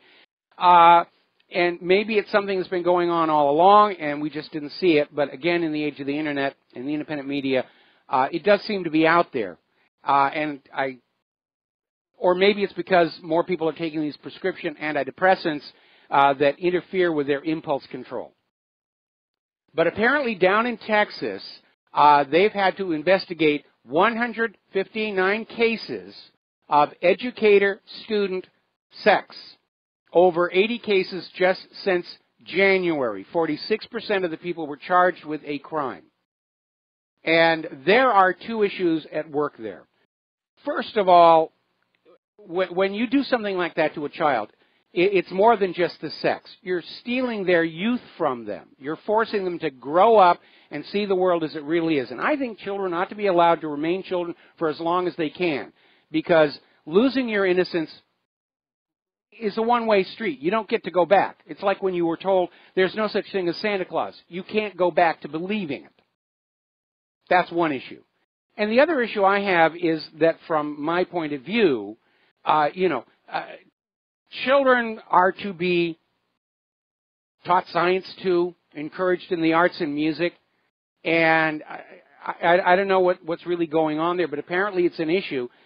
We were talking yesterday where there's a rumor, and it is a rumor, let's emphasize rumor with a capital room, that the reason Donald Trump has done his sudden 180 is that when he was down at Jeff Epstein's little pleasure palace in the Caribbean, he got caught on videotape doing something really icky, and they're saying, go along with the war agenda or we'll just broadcast this all over the corporate media. And I have to wonder at how anybody, first of all, getting over the idea that they're even engaging in that kind of behavior, going down to Epstein's Island knowing that it just has to be wired with microphones and cameras everywhere. And you look at all the people who have gone down there, like Trump and Bill Clinton and one of the princes, I forget which one, and I don't really care. And then there's that issue of being an educator or a teacher, which is a position of trust. And by engaging in that behavior, you're betraying that trust. When you're an educator, you're there to educate. And that's your job, and you shouldn't be doing anything else. So, like I said, maybe it's because more and more people are on these prescription antidepressants. And because there is an issue there, but it's being covered up like vaccine damage and GMO damage and the rest of it here. Now, here's a positive story. This is happening over in Arkansas. There was a case where a police officer shot and killed an unarmed teenager, 15-year-old boy, back in 2012. And the family took the case to court, and the court ruled that the police officer himself is personally, financially liable for the $415,000 settlement. And I think it's high time. It's a wonderful precedent. Because up until recently, police who go on out and they shoot a dog and they shoot a kid and they flashbang a baby or they tase somebody to death, there's a lawsuit. The taxpayers are forced to pay for it. And the cops are just free to go on behaving the way they are. And this has set a legal precedent where those who are wrongfully harmed by the police can cite this case as a precedent saying you make that officer personally liable. Now, for those who just want the money, they're going to go along with suing whoever's got the money, which is going to be the government and the taxpayer. But for those who genuinely want to rein in abusive police, now they have a court precedent that says you, the police officer who did this, are civilly liable, not the taxpayer. So I think if this starts to spread, if cops know that they can be held personally, financially liable, they're not going to be quite so ready to pull the trigger without making sure their target is a real threat, and that is a good thing. Alrighty, we're going to go ahead and do a shout-out to our on-air affiliates who are just now rejoining our network. Well, United Airlines can breathe a sigh of relief. They're out of the abuse of passengers' limelight, at least for the moment. Apparently, EasyJet forced a couple off of an overbooked flight with no compensation.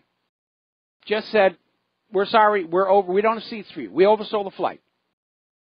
And the two passengers were on their way to Italy, where they had non-refundable accommodations.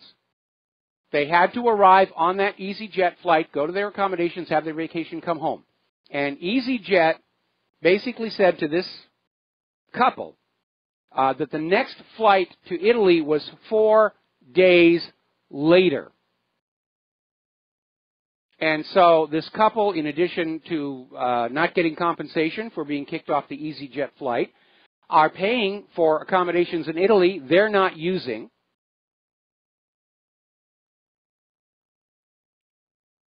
And you're going to see this kind of abuse of people by corporations when you live under fascism. And that is just an absolute reality. It's an indicator of how weak the American people are against the dynamic duo of government authority and corporate greed. Now then, if you're anywhere near Squaw Valley, the ski resort, it's near Lake Tahoe.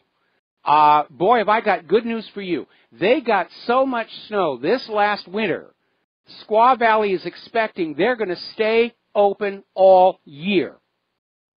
Normally, during the summer months, the snow would melt, and they'd have to shut down because it's really rough on the skis to ski down a mountain of rock. But they've got so much snow, they're saying they're probably going to be able to stay open the entire year. Same thing over at Alpine Meadows. Snow everywhere. And same good news for skiers down south of the equator in New Zealand and Australia. Their ski resorts are opening early. It's still their autumn. They're not quite into winter, and the snow is already piling on up. Boy, remember back in 2000 when the UK Independent ran that banner headline, "Snowfalls are now a thing of the past because Al Gore and the carbon Nazis are saying so." So we get this story out of 12160 where policy advisors are now urging Donald Trump to keep the U.S. in the Paris Accord, the climate accord. Now, Donald Trump during his campaign was saying it's nonsense. And it is nonsense. We know it's nonsense. But Trump's advisors, the neocons, are saying, no, you stay in that accord because a global climate authority is one of the foundations of the coming New World Order global government.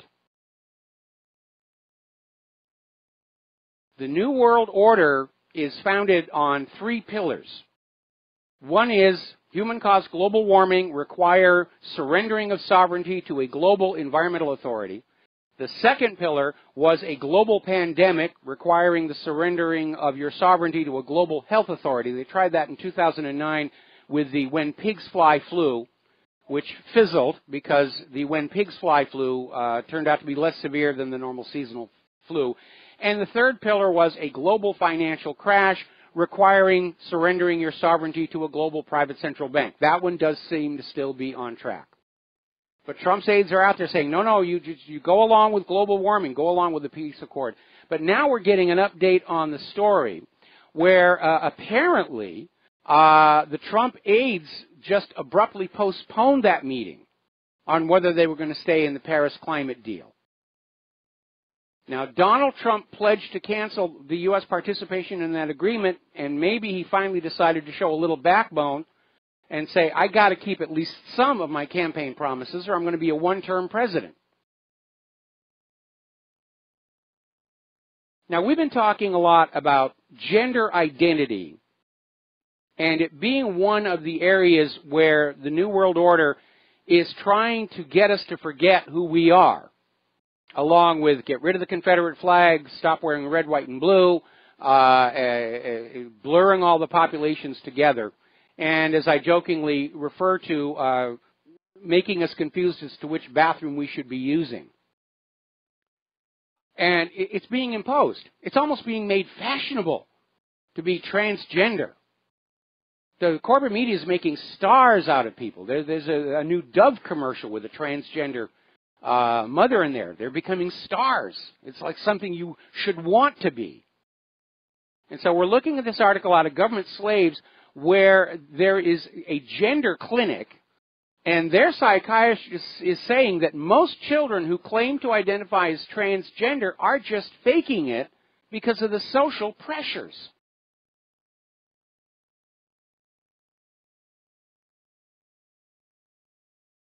Anyway, let's talk about computers. We were talking the other day about how Congress has basically ended internet privacy and has allowed ISPs to sell your browsing data to whoever wants it. Advertising companies, research companies, blackmailing organizations, whatever. It's for sale. They can have it. And apparently, there's been a big pushback. We do want a certain amount of privacy. And Wisconsin Representative Jim Sensenbrenner came on out and said that we shouldn't worry about privacy on the Internet because nobody has to use the Internet. If you want to be private, just stop using the Internet.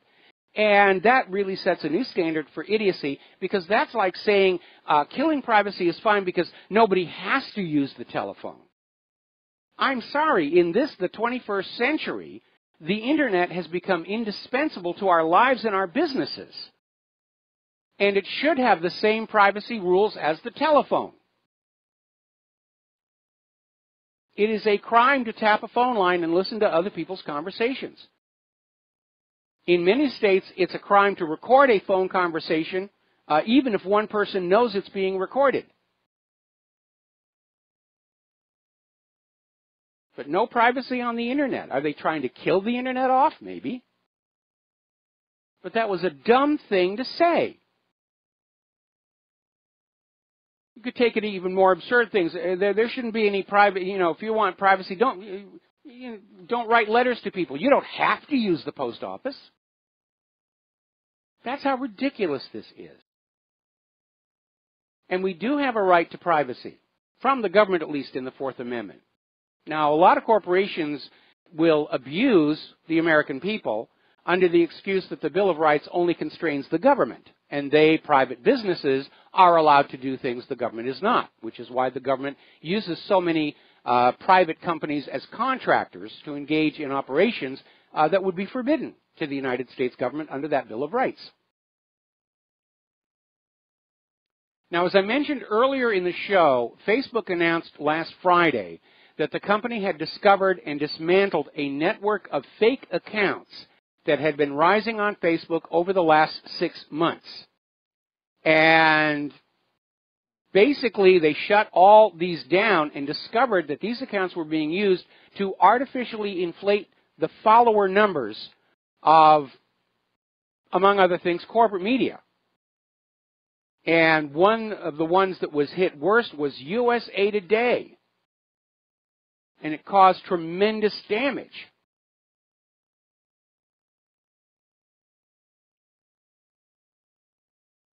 So, let's see. USA Today lost 5 million followers from its primary Facebook page. 5 million followers. They're cheating. Remember about a month ago, we reported on how it had come on out that the websites of major corporate media were using Chinese botnets to send clicks to their website, to run up their readership numbers, to look relevant. And along the way, of course, they're defrauding their investors. Look, we've got 16 gazillion readers and our ad rates are thus and such. And they're lying and cheating. It's almost like cheating has become socially acceptable, like it's now an accepted part of the American character. And I think that's a loss. Because I grew up in an age where when you said, I am an American, it carried with it certain implicit qualities, including honesty, truthfulness, ethics, morality. And those have all seemed to be chipped away bit by bit in this mad rush for bigger and bigger piles of paper with colored ink all over it. And it is a loss. In many ways, the United States that I thought I knew as a child is already dying. It's a failing empire. Now, there is a new phishing attack out, and it is really very difficult. If you get a security patch on your browser, you might want to install it. In fact, I got hit with this one the other day, and they didn't get anything because there's nothing on this machine to get, but it did mess up my machine. I had to do a complete power down, power up to get it all back. This is affecting Chrome, Firefox, and Opera. And the way the phishing attack works is they can redirect you to a bogus URL, but up in the title bar of the browser, you see the domain of a known and recognized website, like Apple, Google, eBay, and others. But you're actually going to a bogus URL where they're carrying out the phishing attack. This is a nasty, nasty system. And hopefully the security experts are going to be able to find a way to plug this one. Meanwhile, I have a solution to all this cybercrime and hacking. We find one cyber criminal, And we crucify them live on national TV or streaming video feed. And if they're in reasonable health, it'll take them a week to die. And I think you do that once, and a lot of this cybercrime is going to kind of start fading away. Not the nation-state stuff, of course, but the script kiddies in the basement of their parents' home with these hacker toolkits that are available on the dark web. That might tone down just a little tiny bit. All right, we're coming up here on another commercial break. The phone lines are still open, 800-313-9443, and we will be back after these following commercials. And aloha, America. Welcome back to our show here. And following on this new phishing attack, the way it works, and apparently the methodology has been known going all the way back to 2001, is that some letters in other languages are different in terms of their ASCII code, but look identical to English letters. And so these phony domains may look like something in English, but include characters that are actually in a different language and have a different code. So just looking at them, it looks like you're at apple.com, but you're actually looking at a different domain that is taking you to a website that is made to look like apple.com, but is used to plant malware. So that's basically how that is working. Now, apparently, vCenter, the home application, is sending back customer improvement data. In the process, it's opened a remote code execution hole whereby hackers can go on into your home over the net and start playing with your Internet of Things devices. Personally, I think the Internet of Things is a fad, and it will not last. I certainly don't need a networked computer inside my coffee maker. In fact, I don't even have a computer in the coffee maker anymore. I have a coffee press. Yes, this room I'm sitting in is all high-tech and computers, and I love my Raspberry Pi and everything, but once I walk out of here, I want my life simple, borderline Luddite.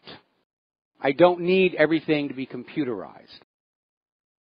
Just something to keep in mind here. Apparently, somebody's out there actually selling ransomware code for $175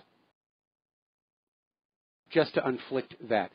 Okay, a while back, I talked about this big scandal in a school district back on the East Coast where the school was issuing laptops to their students, and the laptops had built-in webcams, and the laptops came with software installed that allowed school administrators to access the laptops in the home of the student in their bedroom and activate the webcam to spy on them.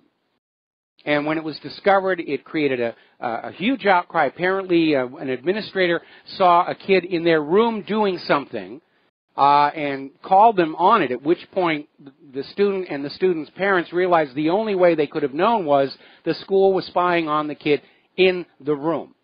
And you know, kids in their rooms, in what they think is a private circumstance, they do all kinds of things that really they would like to hope are being private. And it was a big stink, but apparently nobody has learned any lessons from that. There's another story from Blacklisted News, which says that students, teachers, administrators, and librarians across the country are now being forced to use school-issued tablets and laptops that use educational cloud services that spy on everything. And according to the Electronic Frontier Foundation's Spying on Students reports, more than 30 million students, teachers, and administrators are using Google's education suite of software. It's called G Suite for Education. It's being mandated in all these schools, and it is set up to basically spy on all these people and store the information in the cloud. And by the way, I know in theory the cloud sounds wonderful, but once your data is on the cloud, there's no guarantees about it being read by other people. There's no protection whatsoever. And people are not comfortable with that, which is why more and more of the updated modern personal electronics literally try and force you onto the cloud. And I don't want to do that. I want to take responsibility for my backups here. I don't want to go on the cloud because there's too much of a risk. And it's not that I'm doing anything that's illegal. It's just I do have a strong developed sense of privacy. And so should you. They're trying to convince you right now that people who want privacy are somehow wrong or bad. You must have something to hide. No, we're just private people. It's not the government's business if I bought a jelly donut on the way home from work today. We'll be right back. And aloha, America. Welcome back to our show here. And we've got a caller on the line, Nico in Southern California. Aloha. Welcome to the show. What's on your mind? Aloha, Mike. I called yesterday about peak oil. I had a new question for you. Sure. Is there a relationship between, say, like a creditor nation and a debtor nation when they go to war? Is there a history of that? And is there a history of like a common result? Say one side generally wins? I'm not entirely sure of the context of your question, but generally the side that runs out of money first is generally going to be the side that loses. Usually when two countries go to war, it's assumed that all debt obligations are at least temporarily suspended until the conclusion of the war, at which point the loser of the war incurs the war debt. All countries are plunged into debt by war. That's why banks love them. One of the things that happened in World War I was that all the war debt was assigned to Germany. Germany was forced to pay off the war debt of all the participants, even though the war had actually broken out between Austria-Hungary and Serbia. And the goal there was to prevent Germany from rising as a manufacturing and economic power, because that was the main reason Germany had been ultimately made the target of World War I, is other countries like Great Britain couldn't compete with them. They were brilliant mechanical engineers, they had factories, they had machine tools, and they wanted to make sure that Germany couldn't rise and become an economic threat to the world. Eventually Germany did rise when they kicked out their private central bank imposed on them by the Treaty of Versailles. And then, of course, that set the stage for another world war, because the private central bankers just will not tolerate any government creating its own money. But as far as creditor versus debtor nation, basically war kind of wipes the slate clean for the previous debts and imposes new, much larger debts in their place. Oh, okay. I was thinking that, it looks like we could possibly be picking a fight with China. I think we should be befriending Russia and China so that we could all cooperate on an economic reset. That's just my opinion. But I think a side note there was that I think everybody should listen to or watch or read your article on All Wars Are Bankers' Wars. Yes. Earlier you did say that something along the lines of economic strife is the midwife of war. Did you say something like that today? I said economic war is the midwife of real war. Well, I think maybe I should write that down. Basically, yeah, it was really good, Mike. I wanted to actually tell you to write that down because, with all of the talk and everything lately, I've kind of distilled everything, gone back to the economics, which my degree is in economics. Okay. And it seems to me that everything kind of starts there. If you follow the money, you're going to find out why the wars happen. Yes. So, I also appreciate what you're doing. I think I want to warn everybody against capitulation, even though I think it's a foregone conclusion that everything is going to fall apart economically. I think it's important that everybody understand why, so that as we do reform the nation, we have as many people as possible understand what the problem was so we can keep it from happening again. Absolutely. Or at least stave it off for as long as possible. Absolutely. But the fact is, your average politician would sell their own mother for $1, to quote Aaron Russo. And we fought a revolution to break free of private central banking, and we got sold back into that slavery a little over 100 years ago by a corrupted Congress and a corrupted president. And they don't want to reset. They love a world in which we are all their debt slaves. And they don't want that to go away. They want to complete the plan for the entire planet to be turned into a single plantation full of debt slaves. I don't think it's going to happen. I think that for a few reasons. One of them, Hello? I think we just lost Nico there. All right. Moving on here, and we kind of knew this was going to happen. The former Federal Election Commission chairwoman, Ann Rivero, is saying political speech must be controlled on social media. She was doing a speech at UC Berkeley, as if they didn't have enough problems, calling for regulations against what the government and the corporate media are declaring fake news, meaning us, the truth tellers. Because if there's one thing the independent media has succeeded in doing, we have taken away from the government and the corporate media their ability to lie to the American people with impunity. And they absolutely hate that, and they're trying to find some way they can shut it all down without it becoming a First Amendment test case before the Supreme Court. And they're trying to, we're literally at a war between government media and the independent media. And they're trying to go after our advertisers. They're trying to bankrupt us. In some cases, broadcasters and webmasters have been lured and tricked into taking actions which can then be subject to a lawsuit. The other side loves to play dirty. They believe it's their divine right, and we have to be very, very careful. But we're now hearing this idea that the First Amendment should only apply to corporate media. And that's not a new idea either. Back in, I think about 7 years ago, there was actually an attempt to get a court decision saying that freedom of the press and the legal protections for the press should only apply if you had a paycheck from a corporate media outlet. Fortunately, that did not succeed, but that's the way they're thinking. They want Americans to go back to thinking that what comes out of the government spokespeople, what comes out of the corporate media, is automatically the truth, to be believed without question, and any other opinions are automatically declared to be fake news, and you should just ignore it. I mean, they're already starting to propagandize kids in grade school to believe what the corporate media tells them, and to just not go to any of those other websites out there. Now, here's a little up story, and I love this. I love this. Over in Marietta, Georgia, there's a 7th grader was just doing science experiments. And he's been doing science experiments since he was in the 1st grade. Obviously, a brilliant child. Should be encouraged.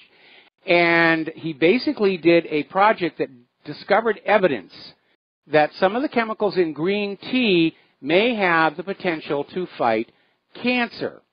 And specifically, he tested, you know something? I can't even pronounce this. Epigallocatechin 3 gallate, EGCG. It's an antioxidant in green tea. And he showed it could prevent tumors in planaria. And that is absolutely amazing. Now, of course, big cancer doesn't like that sort of thing to be out there. They don't want easy, inexpensive cancer cures, especially something you could make in your own home. Oh, no, no, no, no. You have to have the chemotherapy. You have to have the radiation. And yes, in the long run, they'll make you even sicker. But it makes us a lot of money, and that's all that really matters here. So you can imagine how understandable we find this story coming out of Natural News, where Stanford medical researchers have issued a warning that women are being conned into having mastectomy surgery by doctors who scare them into the operation with false genetic testing results.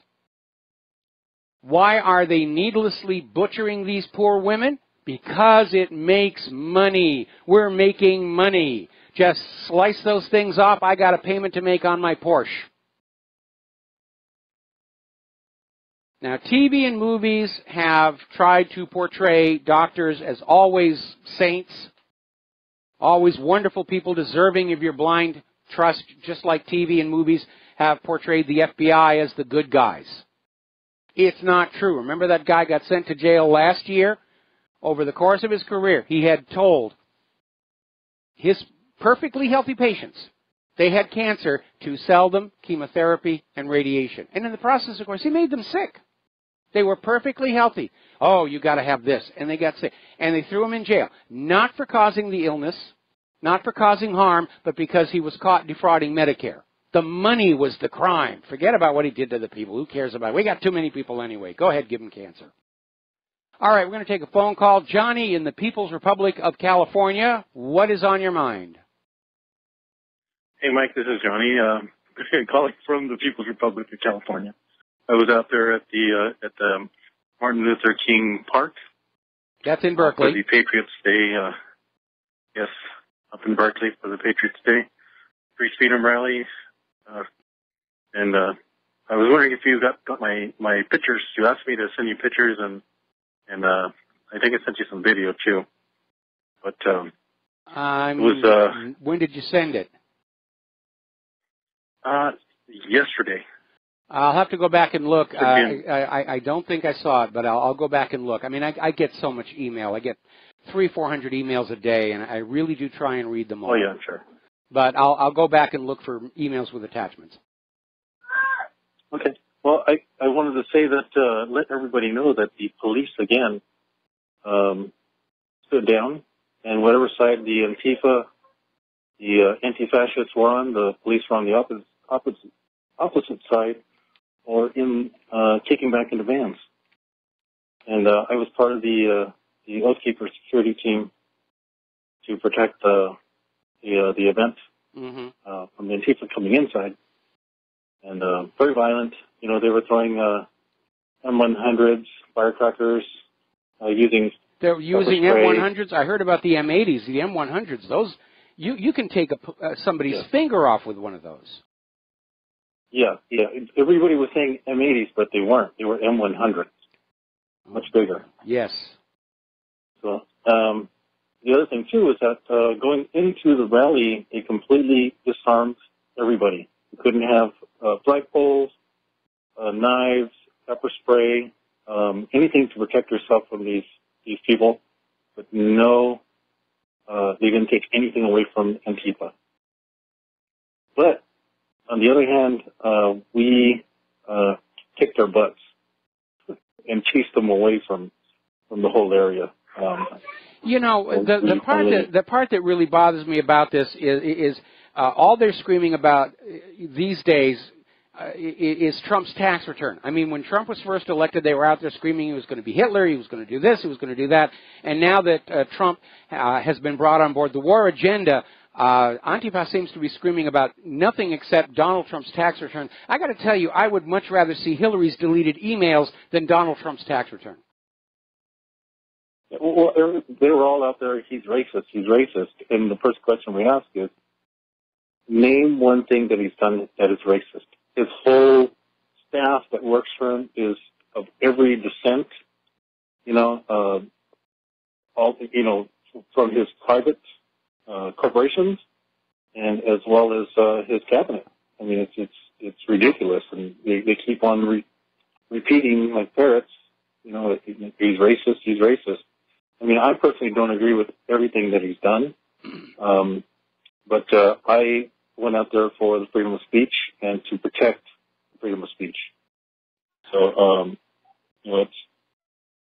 I just want to... I'm wondering why Antifa are still doing this. Are they being funded? Are they being directed? Is George Soros still dreaming of a color revolution here in the United States of America?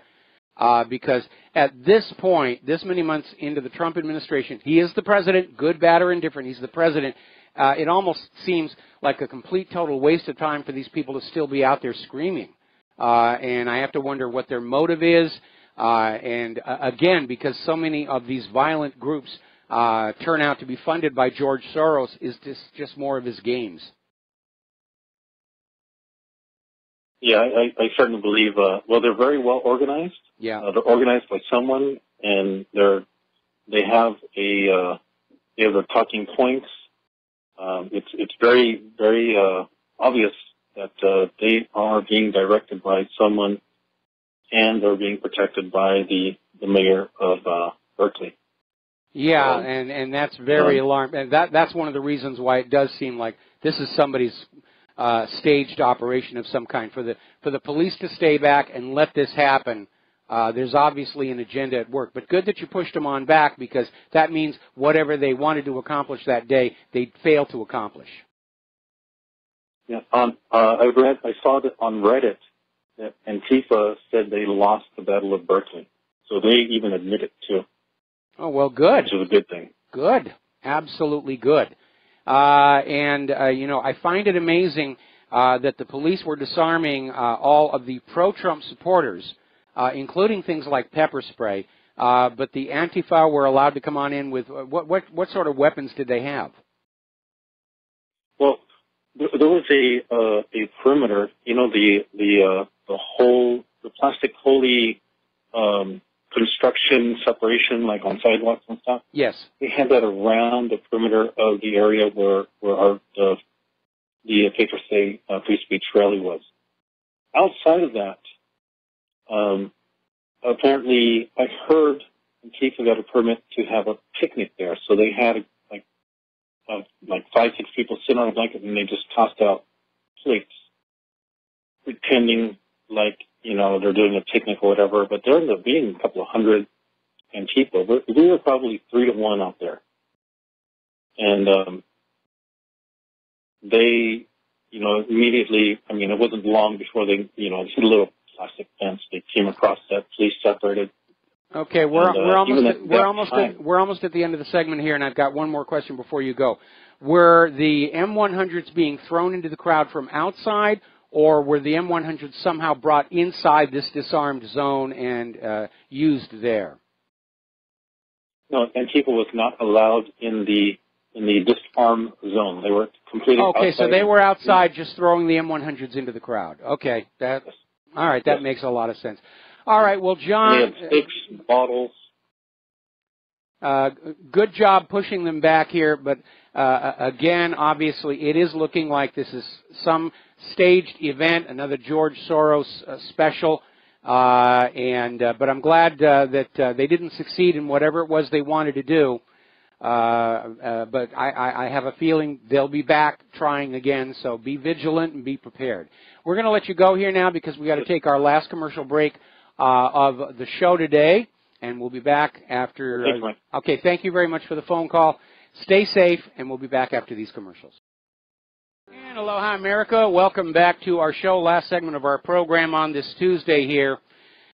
And here's another article from Natural News, and this really cuts to the core of why things are the way they are. Brain-damaging vaccines, pesticides, and medicines generate nearly $800 billion with a B a year in medical revenues.